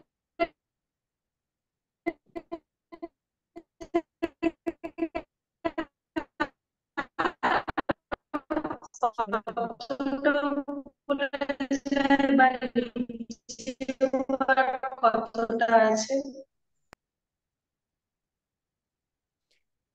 কোনো ইন্টারনেটের ডিস্টার্ব আছে হয়তো মাতাজি, শোনা যাচ্ছে না একদমই। তো আপনি চ্যাট বক্সে লিখতে পারেন বা আমাকে পার্সোনাল হোয়াটসঅ্যাপেও করতে পারেন।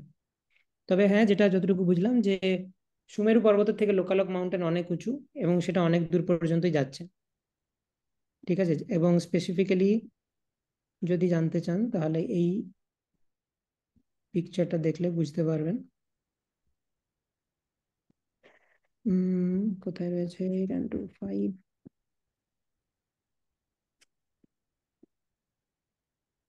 ইয়েস। তো এখানে যদি আমরা দেখি, ঠিক ধ্রুবলোক রয়েছে, সপ্তঋষি, মানে পুরো ভূগোল লোকটাই প্রায় কভার হয়ে যাচ্ছে, কারণ ভূগোল লোকের মধ্যে বিভিন্ন জ্যোতিষ্ক রয়েছে, আলো রয়েছে। লোকালোক মাউন্টেন কাজ হচ্ছে সমস্ত আলোকে ব্লক করে দেওয়া। তো সেই জন্য আলোকবর্ষে কোনো আলো পৌঁছায় না। ওকে, তো এই সপ্তর্ষি মণ্ডল ধ্রুবলোক এই পর্যন্ত রয়েছে। ওকে, আর কোনো কোয়েশ্চেন? শ্রীমন্ত প্রভু গুগল মিট থেকে প্রশ্ন ধন্যবাদ প্রণাম। গঙ্গার হুম, যে অলকনন্দা আছে শীতের পাম্প যে যে জটা থেকে গঙ্গার দিয়ে যে পাম্পটা। হুম, আমরা আলোচনা করেছিলাম যে এখানে শুধুমাত্র জায়গাগুলো বলা হয়েছে। সগর মহারাজ এনেছিলেন গঙ্গাকে, এবং আচ্ছা এখন মিউট করতে পারেন আপনি, আবার মিউট করেন। তো হ্যাঁ, এটা নিয়ে অলরেডি আলোচনা করেছিলাম আমরা, যে এখন মিউটেড থাকুন প্রভু, নাহলে কিছু ব্যাকগ্রাউন্ড সাউন্ড আসছে। তো বেসিক্যালি এখানে শুধুমাত্র দেখানো হয়েছে যে কোন কোন জায়গার মধ্য দিয়ে গঙ্গা নদী প্রবাহিত হচ্ছে। প্রথমে তার উৎপত্তি হচ্ছে কারণ সাগরে। কারণ সাগর থেকে আসছে ধ্রুবলোকে, ধ্রুবলোক থেকে আসছে সপ্তর্ষি মণ্ডল, সপ্তর্ষি মণ্ডল থেকে আসছে সেলেস্টিয়াল প্ল্যানেটস বা গঙ্গা বা চন্দ্রলোক। সেখান থেকে মাউন্ট মেরুর উপরে মানবতীতে পড়ছে, মানে ব্রহ্মার যে বাড়ি সেটা ব্রহ্মপুর মানবতীয় বলে। তার থেকে আসছে লোয়ার প্ল্যানেটসে, চার ভাগে বিভক্ত হয়ে, এবং যে তারপরে সেখান থেকে আমাদের হিমালয়ের উপরে পড়ছে, সেখানে হরিদ্বার গঙ্গোত্রী যে হিমবাহ আমরা দেখতে পাচ্ছি। তো সেইভাবে আসছে, শুধু এখানে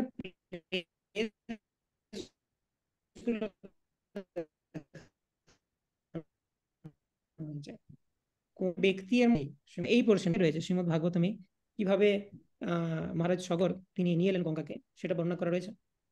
তো এইভাবে অলকানন্দা যখন আসছে তখন মানে এই যে সুমেরু পর্বতের উপর থেকে যখন পড়ছে, এটা এত স্পিড নিয়ে পড়ে যে পুরো ভূলোকটাকে মানে গর্ত করে চলে যাবে, হয় নাহলে পুরো ভূলোকটাকে গর্ভদুঃখ সাগরে ডুবিয়ে দেবে। তো সেইখানে শিবজির একটা ইনভারমেন্ট রয়েছে, যে শিবজি তার নিজের জটার মধ্যে নিয়ে নিয়েছিলেন গঙ্গাকে।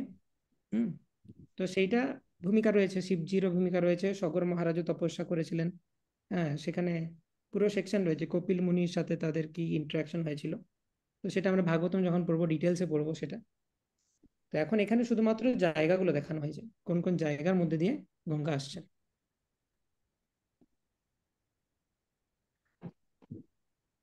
একটা প্রশ্ন করবো। হ্যাঁ, ইয়েস প্রভু। হরে কৃষ্ণ। যে ক্যামেরে রাধাকৃষ্ণ যে মাধুর্য আছে, তারপর যে অষ্টসখী রয়েছে, হুম, তারপর যে বিভিন্ন মঞ্জুরিগুলো রয়েছে, এই মঞ্জুরিগুলো এখানে যে পড়া দেখানো হয়েছে, রূপমঞ্জুরি লক্ষ্মীমঞ্জুরি লবণমঞ্জুরি হুম। রাগমঞ্জুরি গুণমঞ্জুরি, এরপরে বাকি আরো মানে অনেকগুলো মঞ্জুরি আছে যেগুলো যে ছটা পরিবেশন দেখাচ্ছে। না না, এখানে ষড় গোস্বামী নয়, আরো অনেক আছে। দেখুন এখানে যেহেতু একটা সিমেট্রিক লোটা থেকে, যে 1 2 3 4 5 6 7 8। আচ্ছা এখন মিউট ব্যাকগ্রাউন্ড সাউন্ড।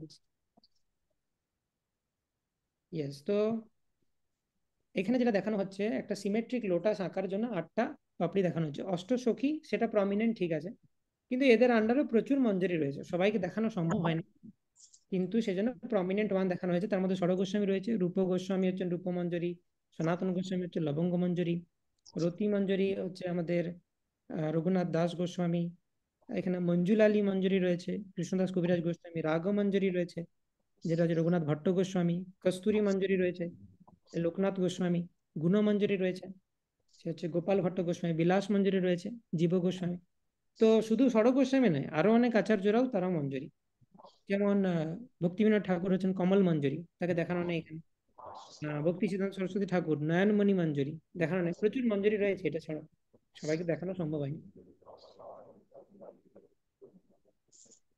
একটা কথা বলবো, এখানে যে মাধুরী লীলার মধ্যে চৈতন্য মহাপ্রভু যে রাধা বা রাধা চিত্রদ্বীপ, তারপরে যে শ্বেতদ্বীপ আছে, হুম, সেখানে ওই চৈতন্য মহাপ্রভু আর একটা লীলা দেখানো হচ্ছে। হুম, সেটা সেটা একদম 5টা রথ রয়েছে, ছিল হুম, শিক্ষা দাসের সামনে।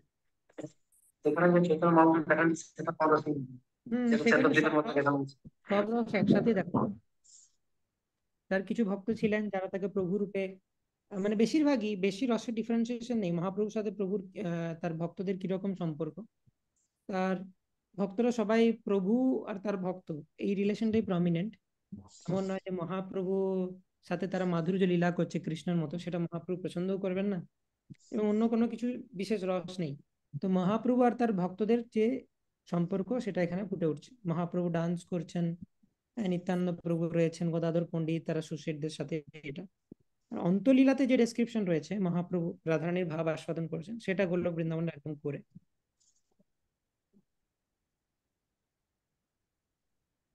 থ্যাংক ইউ, হরে কৃষ্ণ। হুম, ধন্যবাদ। হরে কৃষ্ণ। ওকে, বিক্রম ধাবল প্রভু। হরে কৃষ্ণ প্রভু, ধন্যবাদ প্রণাম। হরে কৃষ্ণ, ধন্যবাদ, প্রণাম। হ্যাঁ, আপনি যে কালকে ক্লাসে ফলোয়ের কনসেপ্টটা বললেন, হুম সেটাতে আত্মান্তিক যে মুক্তির যে ইয়েটা বললেন, সেটাতে আপনি লাস্টে বললেন যে প্রাকৃতিক ফলয়ের সময় এটি হয় না, মানে হুম, ঠিক। মুক্তিটা, মানে মুক্তিটা প্রাকৃতিক ফলের সময় মুক্তিটা পাই না, এই জিনিসটা বুঝতে পারলাম না ঠিক। হুম, ভেরি গুড, ভালো কোয়েশ্চেন। ঠিক আছে, অ্যান্সার দিচ্ছি প্রভু। তো আমি আগে জিজ্ঞেস করতে চাই, আমি আশা করি বাকিরাই অ্যান্সারটা জানবে, আমি তাদের কাছ থেকে জানতে চাই। ওনার প্রশ্ন হচ্ছে যে, এক মিনিট। হ্যাঁ, তো ওনার প্রশ্ন হচ্ছে যে যে আত্যন্তিক প্রলয় লেখা আছে না, আত্যন্তিক প্রলয়ের মধ্যে লেখা আছে জীব যখন শুদ্ধ ভক্তির দ্বারা ভগবানকে প্রাপ্ত হন, তখন তার সূক্ষ্ম দেহের থেকে মুক্তিলাভ ঘটে। প্রাকৃতিক প্রলয়ের সময় এটি হয় না। এই কথাটির মানে কি? আমি বেশি ওখানে এক্সপ্লেন করার জায়গা পাইনি, সেজন্য এইটুকুই লিখেছি। কিন্তু এটার মানেটা কি, কে এক্সপ্লেন করতে প্রেজেন্ট করতে পারেন? ইয়ে শ্যাম হরিপদ প্রভু, বলুন। হরে কৃষ্ণ প্রভু, দণ্ডবোধ প্রণাম।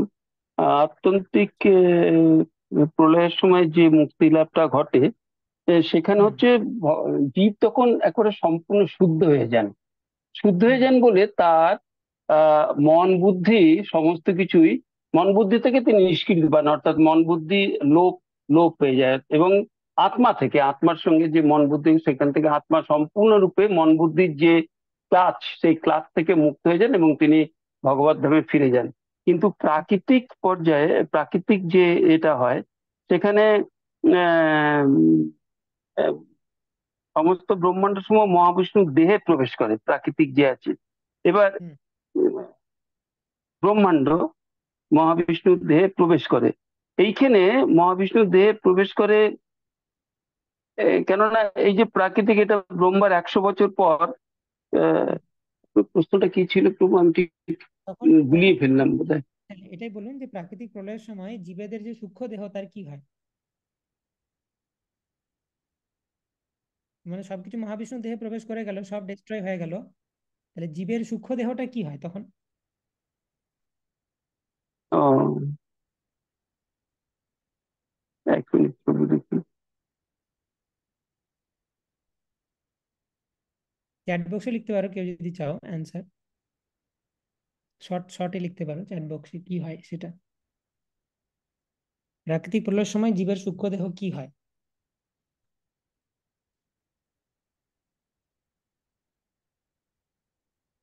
এখানে একটা জিনিস কিন্তু বুঝতে হবে যে মন বুদ্ধি অহংকার গুলো কিন্তু রেসপেক্টিভ এলিমেন্টের সাথে মিশে যাচ্ছে, মানে সাটেল বডিটা ডিজলভ হয়ে গেছে, কিন্তু কি হয়?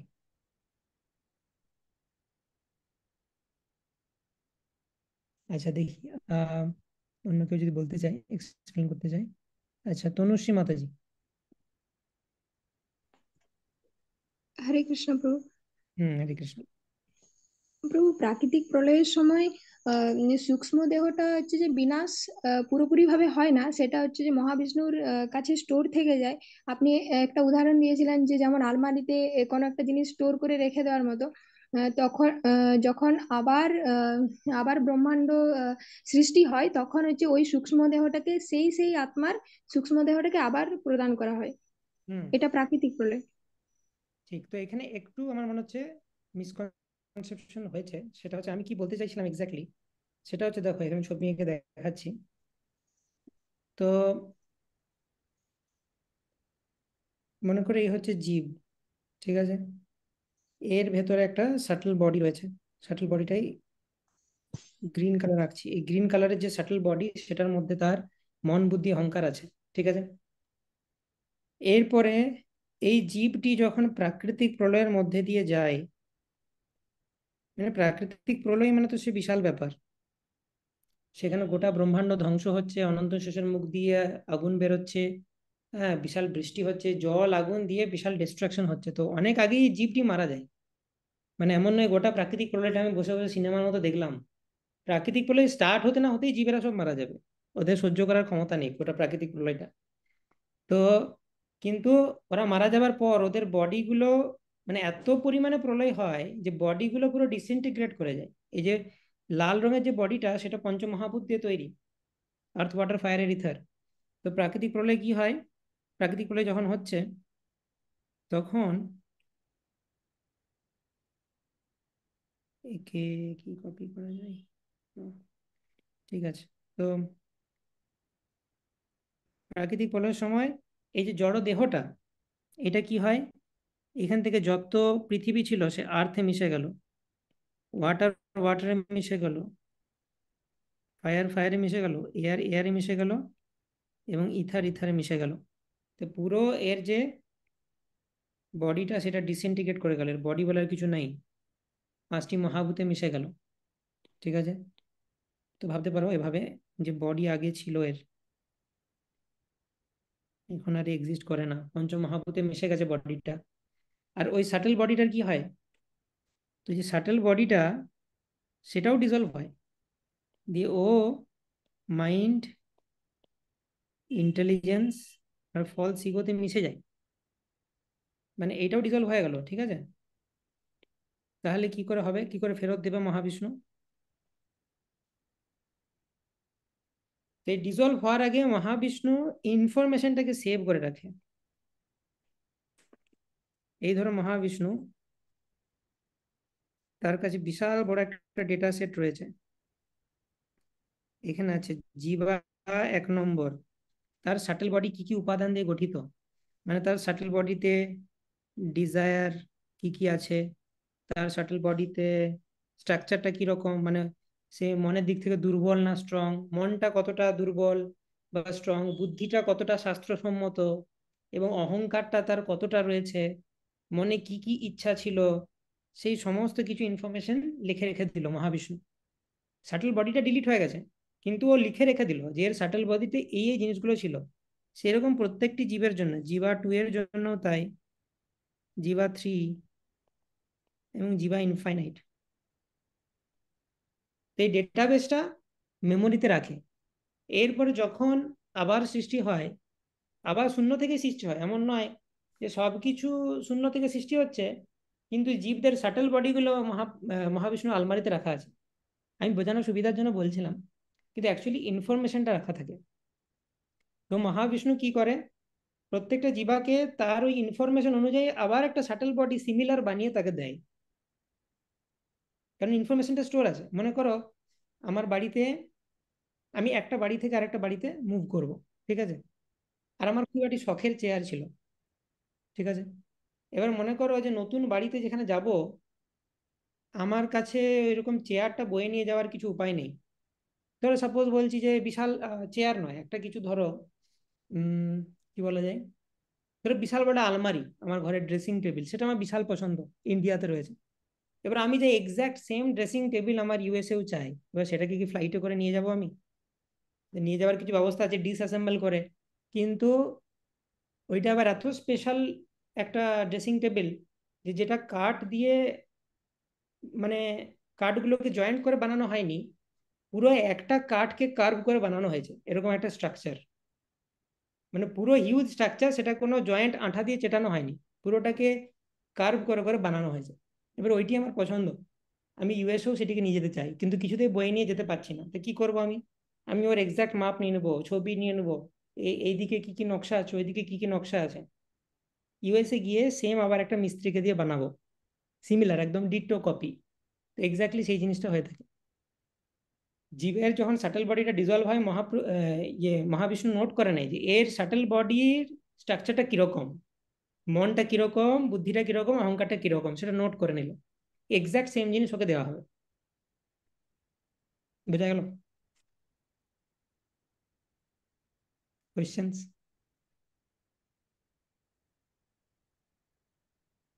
শুভপ্রভু। হরে কৃষ্ণ প্রভু। হরে তো কৃষ্ণ। কোশ্চেন একটু আলাদা ছিল, তো এটা কালকে ডিসকাস হচ্ছিল এই ব্যাপারে। আচ্ছা, আগে এটা তো বলে দিই, ভাবছিলাম, এইটা নিয়ে কোনো কোয়েশ্চেন আছে? না বউ, আমি হ্যান্ডেল আগে করেছিলাম, ভাবছিলাম এটা নিয়ে কোনো কোশ্চেন নেই। আমি ফিরে আসছি তোমার কাছে। এইটা নিয়ে কার কোয়েশ্চেন আছে ঠিক আছে। একটু কোয়েশ্চেন করো। আমি এটা চাই ক্লিয়ার হয়ে যাক, তারপর অন্য টপিকে যাচ্ছি। ইয়ে শ্যাম হরিপদ প্রভু।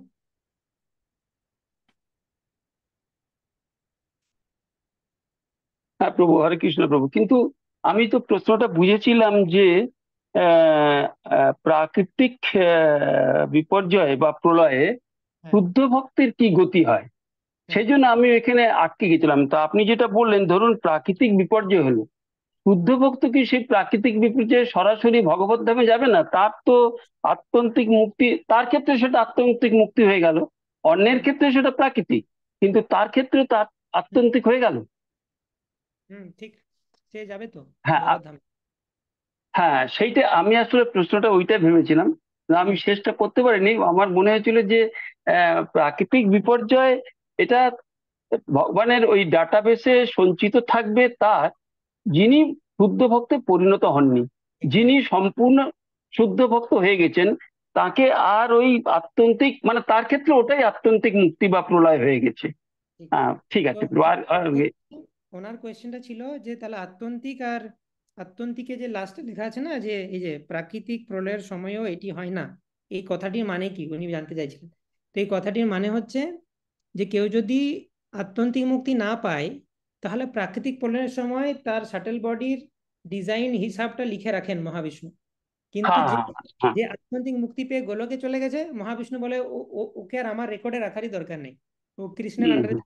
কৃষ্ণ বুঝবে, ওকে আবার পাঠাবে হ্যাঁ না না, ও আমার জুরিসডিকশনে নাই।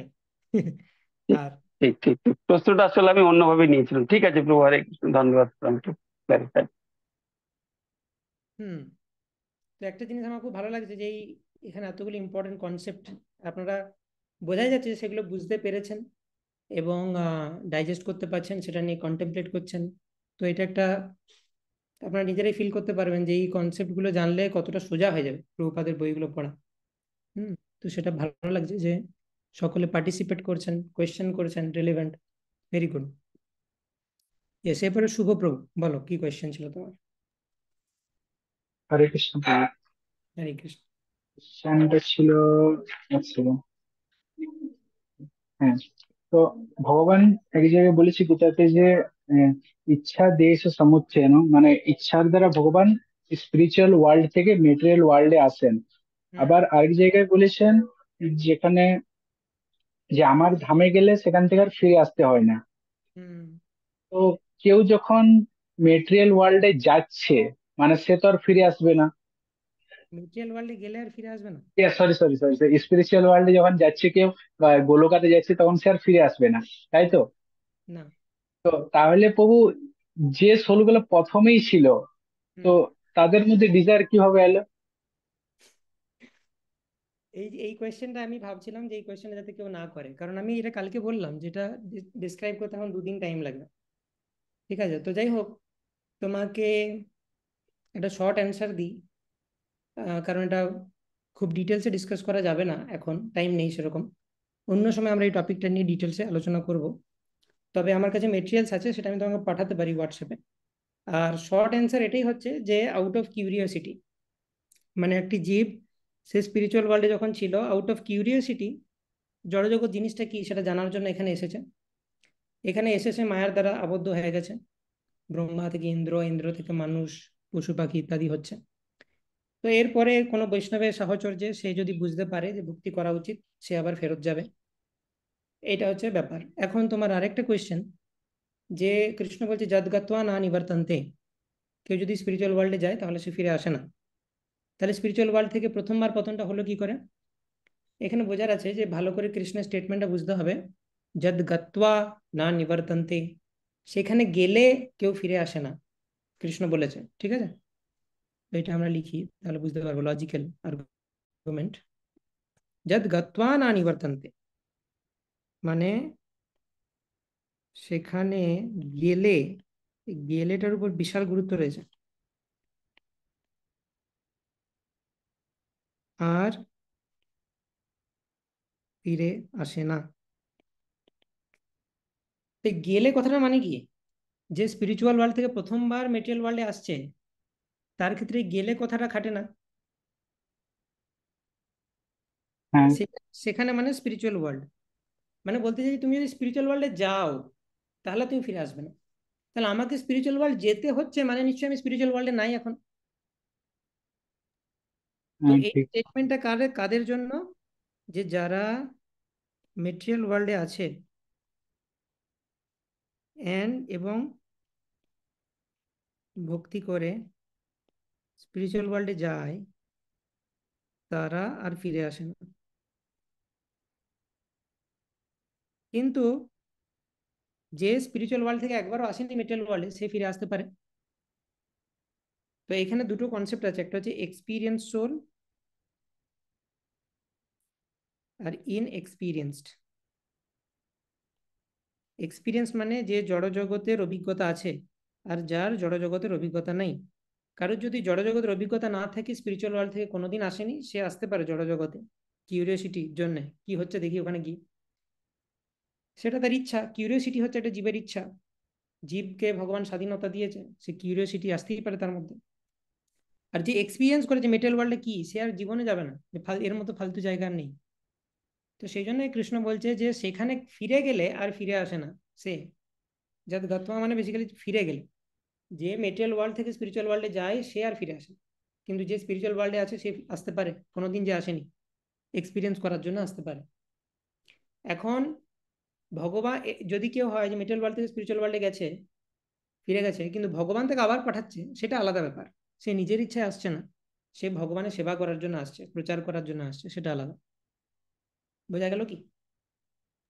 হ্যাঁ প্রভু, বুঝতে পারলাম। হুম আরেকটা কোশ্চেন ছিল, ওটা একটা শর্ট কোশ্চেন, হুম প্রথম থেকে ভাবছিলাম এই কোশ্চেনটা করবো। মানে গোলক চার্টের মধ্যে যে যে অবজেক্ট গুলো আমরা দেখলাম, সে ছোট হোক বা বড় হোক, তো প্রত্যেকটা কি এক একটা মানে প্ল্যানেট কে আইডেন্টিফাই করছে, নাকি এক একটা গ্রহ লোককে আইডেন্টিফাই করছে? মানে যে কোনো পাপড়ি গুলো ধরছি, বা যে কোনো এক একটা মানে এই দ্বারের সাইডে যে আমরা এই লোকাগুলো দেখছি, যে কালার গুলো দেওয়া আছে যেমন, তো প্রত্যেকটা জিনিস এক একটা গ্রহলোক নাকি অন্য কোনো জিনিস? তো এই পাপড়িগুলো এক একটা প্ল্যানেট, কিন্তু এরকম নয় যে যতগুলি পাপড়ি দেখছি ততগুলি প্ল্যানেট রয়েছে, ইনফাইনাইট রয়েছে। মানে মাধুর্য রসের মধ্যে রসভেদ রয়েছে। প্রত্যেকটি মাধুর্য রসে কৃষ্ণকে অনন্ত কোটি রূপে উপায়ে সার্ভ করা যায়। মানে মাধুর্য রসের মধ্যে অনন্ত প্রকারভেদ রয়েছে। সেরকম বাৎসল্যের মধ্যে অনন্ত প্রকারভেদ রয়েছে। সবার বাৎসল্যটা কৃষ্ণের প্রতি সেম নয়, বিভিন্ন ধরনের। তো প্রত্যেকটার জন্য আলাদা আলাদা প্ল্যানেট রয়েছে, কিন্তু এখানে সব পাপড়িগুলো দেখানো সম্ভব নয়। আচ্ছা, মানে পুরো এক টাইপের গ্রহ লোক টাইপেরই, মানে ওখানের মধ্যে মানে আনলিমিটেড গ্রহ ওখানে থাকতে পারে? তো আবার হচ্ছে ব্যাপার যে আমরা বেশি ইমাজিন করতে পারবো না গোলক বৃন্দাবনকে নিয়ে। যেটা বলা হচ্ছে শাস্ত্র এবং আচার্যরা, যে এক এক বিভিন্ন প্ল্যানেটস রয়েছে যেখানে বিভিন্ন কৃষ্ণের লীলা হচ্ছে। প্ল্যানেটস, গ্রহলোক বলা নেই, গ্রহই বলা আছে। কিন্তু তারা কাছাকাছি আছে, তুমি গ্রহলোক বলতে পারো তাদেরকে কম্বাইন্ড ফর্মে। আচ্ছা বউ, ঠিক আছে, হরে কৃষ্ণ বউ। হরে কৃষ্ণ। সেবকপতি নিত্যানন্দ প্রভু। হরে কৃষ্ণ প্রভু। হরে কৃষ্ণ। হ্যাঁ, বলছি যে এই যে টাইমের যে স্পিড, হ্যাঁ তো এটা আহ, যে উচ্চতর লোকে স্পিড কম, হুম তো এইটা মানে কাউকে যদি বলি তো সেও এক্সপ্লেনেশন চাইবে। তো আমার নিজের যদি কিছু ধারণা না থাকে তো সেটা বলতে পারবো না। তো যেটা আগের দিন বলছিলাম যে যেগুলো মনে হয় সেগুলো স্বাস্থ্যসম্মত নয়, কারেক্ট করার জন্য জিজ্ঞাসা করা।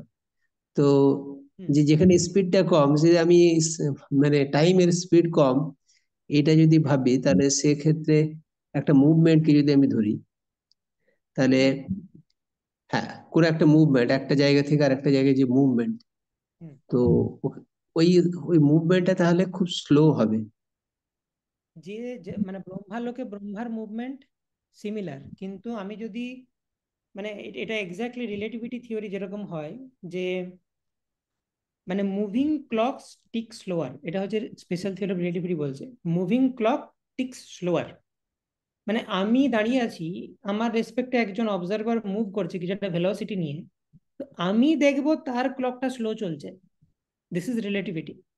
কিন্তু সেই অবজারভার সে দেখছে আমি তো মুভ করছি না, তো তার পয়েন্ট অফ রেফারেন্স থেকে তার ক্লকটা ঠিক স্পিডেই চলবে। তাহলে যেখানে জিরো, গোলকধামে যেখানে টাইমের স্পিড জিরো, হুম, সেখানে কি হবে? সেখানে সেখানে কি রকম হবে? না, এখানে আবার একটা কনসেপ্ট রয়েছে যেটা হয়তো গুলিয়ে ফেলছেন আপনি, যে আমি বলতে চাইছি যে টাইমের স্পিড কম বাড়া হতে পারে তার বিভিন্ন কারণ। একটা কারণ হচ্ছে movement, but movement is not the only cause for time dilation or relativity of time. General relativity বলছে যে গ্র্যাভিটেশনাল ফিল্ডের যে intensity, that is also another cause time রিলেটিভিটির জন্য। আর এই যে স্পিরিচুয়াল আমাদের ইউনিভার্সে যা হচ্ছে, সেইখানে টাইম ডাইলেশনের কারণ কমপ্লিটলি সামথিং ডিফারেন্ট। সেটা হচ্ছে বাই ডিজাইন, ভগবান সেভাবে ডিজাইন করেছেন, সেটাকে আমি রিলেটিভিটি থিওরি দিয়ে এক্সপ্লেন করতে পারবো না। তাহলে রিলেটিভিটি থিওরিটাকে নিয়ে আসা হয় এখানে কেন? সিমিলারিটি দেখানোর জন্য। যে দেখো, শাস্ত্রও কিন্তু এই কনসেপ্টটা বলেছে বহুদিন আগে যে বিভিন্ন জায়গায় টাইম বিভিন্ন হতে পারে। আগে রিলেটিভিটি আবিষ্কার করার আগে তোমরা ভাবতে যে এটা গাল গল্প কথা, কিন্তু এখন রিলেটিভিটি আবিষ্কার করে আইনস্টাইন প্রুভ করেছেন যে বিভিন্ন ফ্রেম অফ রেফারেন্সে টাইমের স্পিড বিভিন্ন হতে পারে। ঠিক আছে, কিন্তু তার মানে এটা নয় যে আইনস্টাইন রিলেটিভিটি দিয়ে এটা এক্সপ্লেন করা যাবে যে কেন এখানে উচ্চতর লোকে টাইমের স্পিড কম, মানে উচ্চতর লোকটা নিশ্চয়ই বেশি স্পিডে মুভ করেছে, নাথিং লাইক দ্যাট। এইখানে কেন টাইমের রিলেটিভিটি হচ্ছে সেটা কমপ্লিটলি বাই অচিন্ত শক্তি অফ দি লর্ড। আর নতুন কোনো ব্যক্তিকে আমি যদি বলি, অবশ্যই তারা এই স্টেজে নাই যে এই সেমিনারটা বুঝতে পারবে, যে এখানে যা ডিসকাস হচ্ছে বুঝতে পারবে। তো তাদেরকে শুধু এইটুকু বলতে পারবো আমরা, যে দেখো আমাদের শাস্ত্রে লেখা আছে বিভিন্ন জায়গায় বিভিন্ন টাইম। সেটা আমি যদি আগে তোমাকে বলতাম আইনস্টাইন আগে, তুমি বলতে এটা আবার হয় নাকি, টাইম তো সবার জন্যই সেম, আমার জন্য যেটা টাইম তোমার জন্য তো সেটাই টাইম। কিন্তু আইনস্টাইন যখন প্রুভ করলেন বিভিন্ন জনের জন্য টাইম বিভিন্ন, তখন মনে হচ্ছে ও এরকমও হয়, তাহলে শাস্ত্রে যেটা লেখা আছে সেটাও হয়তো বা কারেক্ট। এইটুকু বলতে পারি তাকে, এর থেকে বেশি বললে তার পক্ষে ডাইজেস্ট করা সম্ভব না। যতক্ষণ না সে ডিভোটি হচ্ছে, শাস্ত্রে এনাফ তার শ্রদ্ধা আছে, সে ডাইজেস্টই করতে পারবে না বাকিগুলো। আচ্ছা প্রভু, একটা ঈশ্বরোপনিষদে একটা শ্লোক আছে না, হুম, যে ভগবান মানে তার অসীমত্ব নিয়ে, যে হুম। এই এখনই এখানে আসেন, আবার এখনই অনন্ত, আহ, মানে ইনফাইনাইট ডিস্টেন্স আছে। তার দূরে তো তদ্বান্তিকে, তার সঙ্গে এর কিছু ব্যাপার আছে? সেটা তো সবসময় রয়েছেন উনি, অনেক কাছে মানে পরমাত্মা রূপে, এবার অনেক দূরে মানে গোলক, এটাই বোঝানো হচ্ছে। আচ্ছা আচ্ছা। হুম, সবসময়তেই আছেন তিনি, সাইমালটেনিয়াসলি আমার কাছেও উপস্থিত, বাইরে উপস্থিত। মানে বহির এটা যদি কেউ প্রশ্ন করে এরকম যে জিরো স্পিড বলতে এখানে কি বোঝাচ্ছে, তাহলে ওইটা কি বলবো? না, ওটা আমি আমি সেদিনই বললাম, ওই জন্য যে টাইমের স্পিড কথাটা আমি দিয়েছি, এটা কোনো ফিজিক্সের টার্ম নয়, আমি বোঝানোর সুবিধার জন্য বলেছি। অ্যাকচুয়াল যদি আপনি বলতে চান তাহলে আপনাকে বলতে হবে ব্রহ্মার 12 ঘন্টা মানে পৃথিবীর 432 কোটি বছর, বাস। শাস্ত্রে কোথাও টাইমের স্পিড লেখা নেই, আমি বোঝানোর জন্য জাস্ট বলেছি ওটা। টাইমের আচ্ছা। স্পিড এটা আমার একটা হাইপোথেটিক্যাল কনসেপ্ট। হুম। তো যদি আমি বলতে চাই যে শাস্ত্রে কি লেখা আছে, বলবেন যে হ্যাঁ শাস্ত্রে লেখা আছে ব্রহ্মার 12 ঘন্টা মানে পৃথিবীর 432 কোটি বছর, বাস। সেইটাকে যাতে বুঝতে সুবিধা আমি বলছি, তাহলে পৃথিবীতে টাইমের স্পিডটা বেশি আর হ্যাঁ। ব্রহ্মার কাছে টাইমের স্পিডটা কম। এবং তখন আইনস্টাইনের কথাটা খানিকটা মেনশন করা যাবে। ঠিক, ইয়েস। তো আইনস্টাইন কিন্তু টাইমের স্পিড কখনোই বলেননি। আইনস্টাইন রিলেটিভিটিতে টাইমের স্পিড এই কথাটা নাই, এবং সেটা টেকনিক্যালি ইনকারেক্ট। আচ্ছা কিন্তু আচ্ছা আমি ইচ্ছা করে ইউজ করছি সেটা, এইটা বুঝতে সুবিধা হবে সেই কারণে। আচ্ছা। আইনস্টাইন বলেছে যে একটা অবজেক্টের স্পিডের উপর টাইম ডিপেন্ড করে। ও বলেছে মুভিং ক্লক টিক স্লোয়ার, এটা হচ্ছে সাইন্টিফিক কথা। সেটা আমরা বলতে পারি টিক স্লোয়ার মানে ঘড়িটা স্লো টিক করবে, এইটুকু বলা আছে। টাইমের স্পিড এরকম টার্ম দেখা যায় না। আচ্ছা, ঠিক হুম, আছে প্রভু, হরে কৃষ্ণ। হুম। হরে কৃষ্ণ। ওকে, তনুশ্রী মাতাজি। হরে কৃষ্ণ প্রভু। হ্যাঁ, প্রভু, ওই মহাতত্ত্ব ব্যাপারে একটা কোশ্চেন ছিল যে উম, আহ, তৃতীয় স্কন্ধে ৫ম নম্বর অধ্যায়ে একটা জায়গায় আমি পড়ছিলাম, তখন মহত্তত্ত্ব ছিল, বুঝতে পারিনি। তো ২৯ নম্বর শ্লোকে একটু অনুবাদটা বলে দেবেন? ও আচ্ছা, এখনো মানে ওই মিলাতে পারছি না। কোন শ্লোকটা বলো, আমরা বের করি মহত্তত্ত্বাদি এক্সাক্ট শ্লোক কুরবা। নাম্বার। না না, শ্লোক নাম্বারটা থ্রি বলো। পয়েন্ট 5.29। 2 second canto, right? না, থার্ড ক্যান্টো। 3:5:29, ওকে।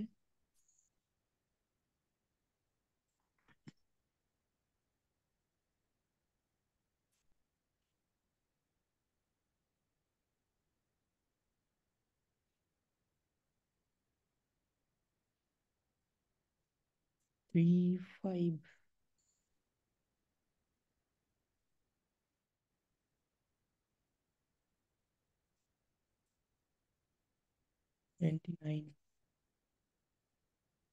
তার আগে এটা একটু কনটেক্সটে জানতে হবে যে কি হচ্ছে।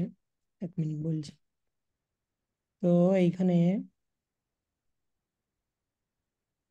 রয়েছে ক্যান্টো 3 ওভারভিউ। তো 5th চ্যাপ্টার মানে প্রথমে কি হলো, কোয়েশ্চেন্স বাই বিদুর। উদ্ধবের কাছে গেল বিদুর, তারপর উদ্ধব বর্ণনা করলো কৃষ্ণের পাস টাইম। উদ্ধব বিদুরকে পাঠিয়ে দিল মৈত্রের কাছে। তারপর এবার মৈত্রের সাথে স্টার্ট হচ্ছে কথোপকথন।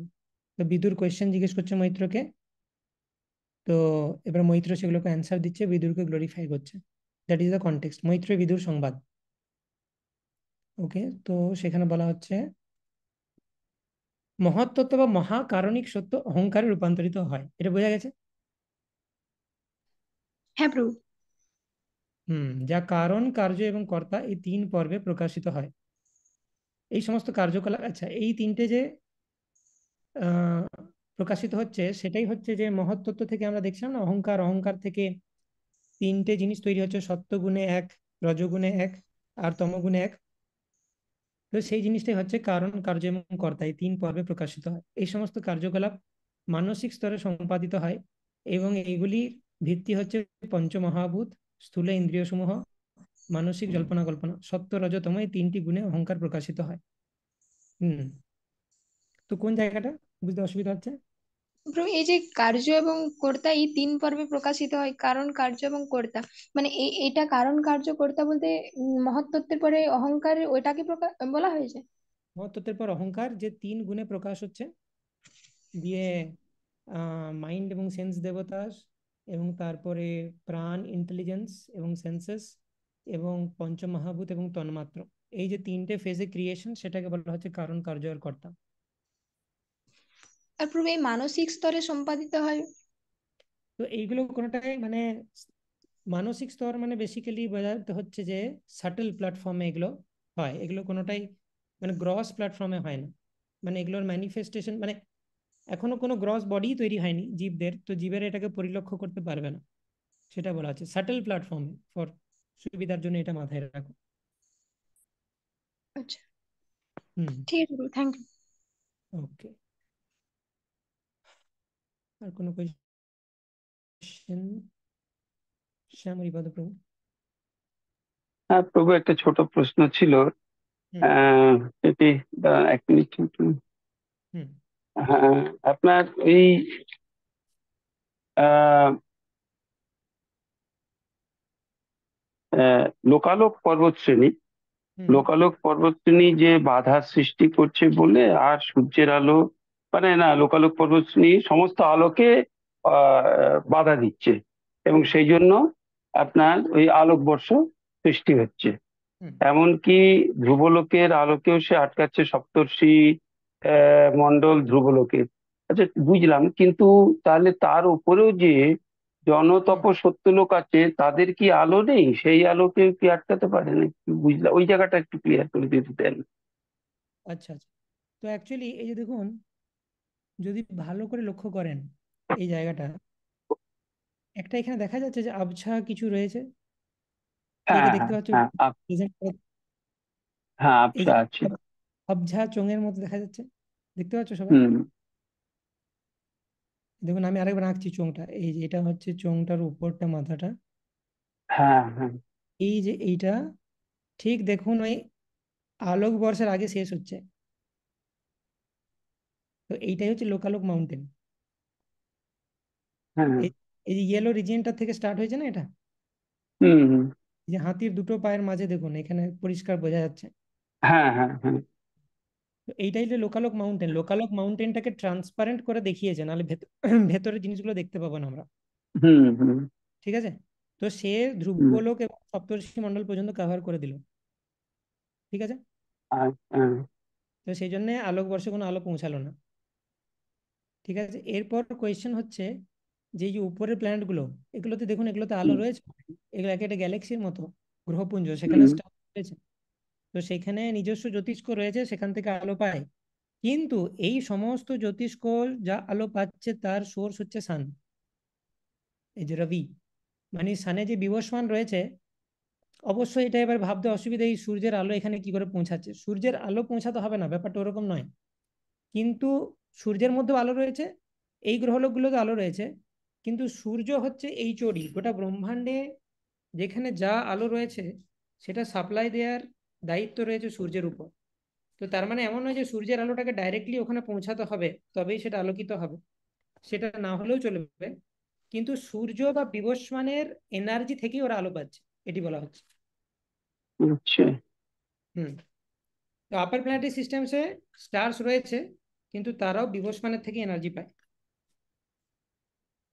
না তাহলে কথা হলো, যেহেতু সূর্য আলো, সরাসরি আলো ঢাকা পড়ে যাচ্ছে ওই লোকালোক পর্বতশ্রেণী দিয়ে, হুম, সেই জন্য উপরের যে গ্রহলোকগুলি আছে, যে যদিও তাদের নিজস্ব আর নিজস্ব কিছুটা হয়তো নিজস্ব বা সূর্য থেকে প্রাপ্ত আলো যে কোনো উপায় হোক, সেই হুম, আলো যেহেতু সূর্য ঢাকা পড়ে যায়, সূর্যের আলো সরাসরি ঢাকা পড়ে যায়, সেই জন্য ওই আলোকবর্ষ সৃষ্টি হয়। সেখানে এই মহালোক, জনলোক, তপলোকের আলো আহ সেভাবে প্রমিনেন্ট হয়ে পৌঁছয় না, নাকি? হুম, এটা হুম। তো যদিও এগুলো ইনকনসিভেবল আবার হায়ার ডাইমেনশনে, তবুও এটার একটা এক্সপ্লেনেশন পেতে পারেন, যে আমি যদি এই পর্যন্ত একটা চোঙ দিয়ে দিই, তাহলে এর ভেতরে যা আছে তার বাইরে আলো কিছু পৌঁছাচ্ছে না, তাই তো? না। না। কিন্তু কোয়েশ্চেন করতে পারে উপর থেকে আলো পৌঁছাতে পারে। এখন উপর থেকে আলো যদি পৌঁছায়, আলো তো সরল রেখায় চলে, ও এইরকম ভাবে বেরিয়ে এইখানে পড়বে হয়তো আলোটা, এই অঞ্চলটা ছায়াই থাকবে। মানে হুম। যদি এইখানে একটা আমি বাল্ব রাখি আর এখানে একটা বড় দেওয়াল থাকে, তাহলে সেই বাল্বের হ্যাঁ আলো হ্যাঁ হ্যাঁ হ্যাঁ এইখানে হ্যাঁ। গিয়ে, কিন্তু তার তার ট্রানজেন্ট। এখানে মাঝের অঞ্চলটাতে ছায়াই থাকবে। হ্যাঁ হ্যাঁ মানে একটা এক্সপ্লেনেশন দিলাম, মানে এরকম নয় ব্যাপারটা, আমি বারবার বলছি যে হ্যাঁ হ্যাঁ ম্যাথ হ্যাঁ। হচ্ছে, কিন্তু তবু আর কি বোঝানোর চেষ্টা করছি। হুম। হুম, না, এটাও আমারও একটা ভেতর থেকে প্রশ্ন যে এটা কি হতে পারে। আপনার তো একটা কথা আপনি আমাকে বলেছেন একবার, যে হুম, এটা অচিন্ত, মানে উম, এটা আমাদের এই ডাইমেনশনে এটা আমরা ভাবতে পারবো না। হুম। ওটাকে ওটাকে ধরে রেখে যদি আমরা কতদূর পর্যন্ত এটাকে আমরা মানে গো থ্রু করতে পারি আর কি, এই এই এই এই মানে আমাদের এই জাগতিক চিন্তা দিয়ে, আমি সেই জায়গাটা জানতে চাইছিলাম।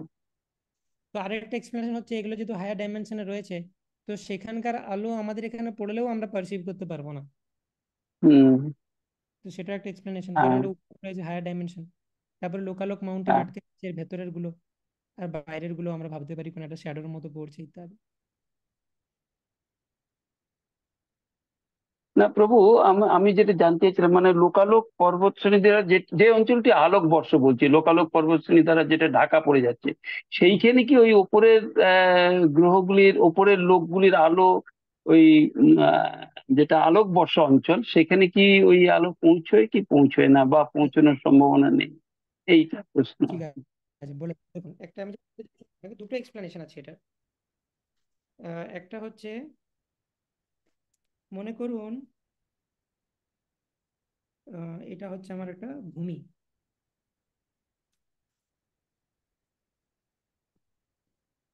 এটা একটা ভূমি, এখানে একটা দেওয়ালের মতো রয়েছে, এখানে একটা দেওয়াল রয়েছে, আর এদিকে একটা দেওয়াল রয়েছে। লোকালক মাউন্টেনটাকে এইভাবে দেখাচ্ছি, কিন্তু গোল করে আছে। হুম আর মনে হুম করুন যে এইখানে আমি একটা, এখানে লাইট বাল্ব আছে যে আলো দিচ্ছে, এই লাইট হুম বাল্বটা রিপ্রেজেন্ট করছে যে উপরের গ্রহলোকগুলো থেকে যে আলো পৌঁছায়। হুম। ঠিক আছে, তো সেই লাইট বাল্ব হ্যাঁ কি করে আলো দেবে, এইভাবে আলো দেবে, এর আলোটা সরল রেখায় চলে না, তো হ্যাঁ এইভাবে হ্যাঁ। আলো দেবে। এইভাবে হুম আলো দিলে ধরুন এইভাবে একটা আলো বেরিয়ে যাচ্ছে, আর এই দিক থেকে এইভাবে একটা আলো বেরিয়ে যাচ্ছে। তো এর বাইরে হুম। যে অঞ্চলটা তাকে আলো দিতে হবে। কিন্তু আমার কোয়েশ্চেন হচ্ছে এই অঞ্চলটা কি আলো পৌঁছাবে কোনোভাবে? হ্যাঁ সেই পৌঁছবে কিনা। হ্যাঁ, তো সেই যে এই অঞ্চলে আলো পৌঁছাবে না, এখানে একটা শ্যাডো থাকবে। তো সেই জন্য আপার প্ল্যানেটারি সিস্টেমেরও আলো এখানে পৌঁছাবে না। পৌঁছবে না। না, কি করে পৌঁছাবে? যদি আমার একটা দেওয়াল থাকে, না মানে ব্যাপারটা যে আলোটা তো এরকম বেঁকে আসতে পারে না, না আলো তো সরল রেখায় চলে, সেই কারণে পৌঁছাতে হ্যাঁ পারবে না। চলে। মানে এই অঞ্চলে আলো পৌঁছাবে, আলো সোর্স থেকে এই অঞ্চল পর্যন্ত কানেক্টিং কোনো স্ট্রেট লাইন পাবো না। হুম সে দেখবেন ছোটবেলায় হাইট এন্ড ডিস্টেন্স যারা করেছে ওই হুম হুম ক্লাস হুম। 10-এ গুলো, হ্যাঁ হ্যাঁ সে যে হ্যাঁ। এখানে একটা পোল রয়েছে আর সূর্যের উন্নতি কোণ 30 ডিগ্রি। হুম। মানে সূর্যের উন্নতি কোণ মানে 30 ডিগ্রি, তাহলে এটার ছায়াটা কত দূর পড়বে? একটা একটা পোলকে মাটিতে রাখলে ছায়া পড়ে তো, হ্যাঁ হ্যাঁ হ্যাঁ। এই জায়গাটা ছায়া পড়বে। তা আমি যদি এখন হুম বলি আপনাকে এখানে ছায়া পড়ছে মানে আলো নেই, হুম যেখানটা ছায়া পড়ছে সেখানে আলো নেই, তাহলে এখানে আলো হুম। আসছে না কেন? ওটা আলো ওই আসছে না কেন? লোকালোক পর্বতশ্রেণীটির জন্য। হ্যাঁ, তো এই যে সূর্যের আলো স্ট্রেট লাইনে যাচ্ছে, এখানে পৌঁছাচ্ছে, এর বাইরে অঞ্চলটাকে আলোকিত করতে পারবে, কিন্তু এইরকম ভাবে যে লাইটটা যাচ্ছে সেটা তো আটকে দিচ্ছে না, তো এই অঞ্চলে আলো পৌঁছাতে পারছে না। তো এইখান থেকে এই অঞ্চল পুরোটাই ছায়া থাকবে। ঠিক সেই কারণেই লোকালোক মাউন্টেন ও আপার প্ল্যানেটারি সিস্টেমের যে আলোটা সেটাকে বাধা দেয় এবং এই অঞ্চলটা ছায়াই থাকে।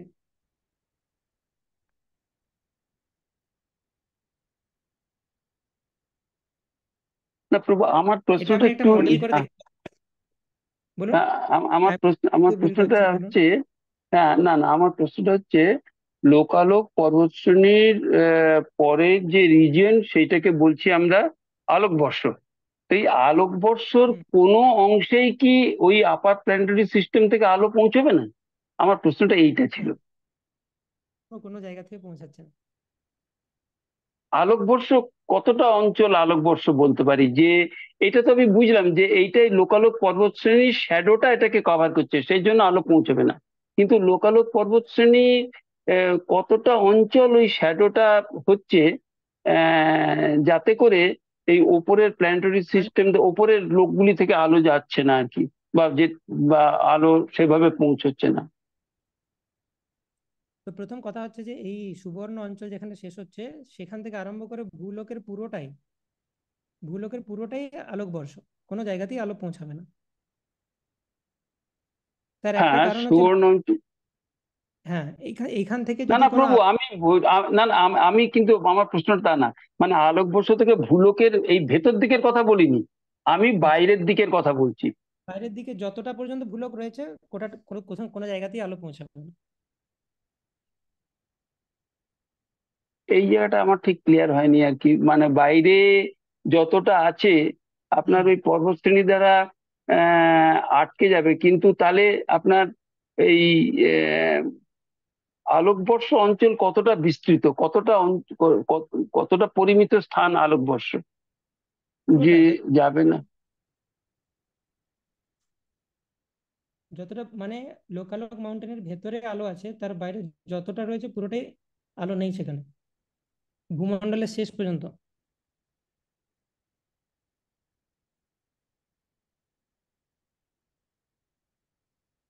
উম, ও আচ্ছা, বুঝতে ভূমণ্ডলের পারছি। শেষ। আচ্ছা আচ্ছা আচ্ছা, আপনার কথাটা বুঝতে পারছি। আপনি বলছেন যে তারপরে কোনো একটা জায়গা তো যাবে সেখানে আলো শুরু হবে আবার, এটা বলতে হ্যাঁ চাইছেন তো? এই আর কি। হ্যাঁ তো হ্যাঁ, আমি এইটাই বলতে চাইছি। যেখানে আলো হ্যাঁ শুরু প্রভু। হবে ওই শুরু হওয়ার আগেই ভূমণ্ডল শেষ হয়ে গেছে। ধরুন এই জায়গাটা ছায়া আছে, দিয়ে হয়তো এইখান থেকে আলোটা শুরু হচ্ছে, বাস বুঝে গেছি প্রভু, এই আমি এটা কিন্তু আমি ধরতে হ্যাঁ, ধরতে পারছিলাম না বা শিওর হচ্ছিলাম না, থ্যাংক ইউ প্রভু, আমি বুঝে গেছি প্রভু। হরে কৃষ্ণ। এখন এটা খুব হচ্ছে আমি সুন্দর। বললাম, হ্যাঁ, যেটা আমি আপনাকে বললাম সেটা হচ্ছে 3D এক্সপ্লেনেশন। আবার বলছি, এখানে যে হুম কেন হুম, আলো হ্যাঁ হ্যাঁ হচ্ছে তার একটা কারণ আমি বললাম, যেটা হচ্ছে মেকানিক্যাল কারণ, আমাদের হিউম্যান ব্রেনে বোঝা সম্ভব। আরো অনেক কারণ রয়েছে। হুম আরেকটা কারণ হচ্ছে যে এগুলো হায়ার ডাইমেনশনাল আলো, এগুলো আপনার কাছে এলেও আপনি বুঝতে পারবেন না। হুম হুম হুম, অবশ্যই মনে ওগুলো। করুন হ্যাঁ, মনে করুন স্বর্গলোক থেকে আলো Yes, আসছে, স্বর্গলোকটা হ্যাঁ কিন্তু হ্যাঁ, ভেতরেই আছে, কিন্তু পৃথিবীতে সে আলোটা আমরা এক্সপিরিয়েন্স করতে পারি না। Right right right. আরেকটা বিষয় হচ্ছে হ্যাঁ, যে ভগবানের মায়া শক্তির দ্বারা এরকম হয় যে কোনো গ্রহলোক থেকে আলো কোনো গ্রহলোকে ট্রান্সমিট হবে না। মানে হুম, মানে আপনি ভাবতে পারেন যে নিচটা পুরো সিল করা আছে কালো কাপড় দিয়ে, ওর নিচ দিয়ে কোনো হ্যাঁ আলো, ওর উপরে যারা আছে হুম, সেখানে আলো আছে। তো এরকম এরকম অনেক রকম এক্সপ্লেনেশন হয়। মানে হুম, আলটিমেট এক্সপ্লেনেশন তখন অচিন্ত শক্তি, এবং বিভিন্ন স্তরে এক্সপ্লেনেশন আছে, একটা যেটা আমাদের পক্ষে হ্যাঁ, বোঝা সম্ভব সেটা। ঠিক প্রভু, ঠিক ঠিক ঠিক আছে প্রভু। থ্যাংক ইউ প্রভু। হরে কৃষ্ণ, ধন্যবাদ, প্রণাম। ধন্যবাদ। ওকে, সো সোমা মাতাজি, লাস্ট কোয়েশ্চেন, আজকে আর নিচ্ছি না। হরে কাল কৃষ্ণ প্রভু। সকালে রাধাষ্টমীর ক্লাস আছে, তাড়াতাড়ি। হুম, প্রণাম ইয়েস। প্রভু।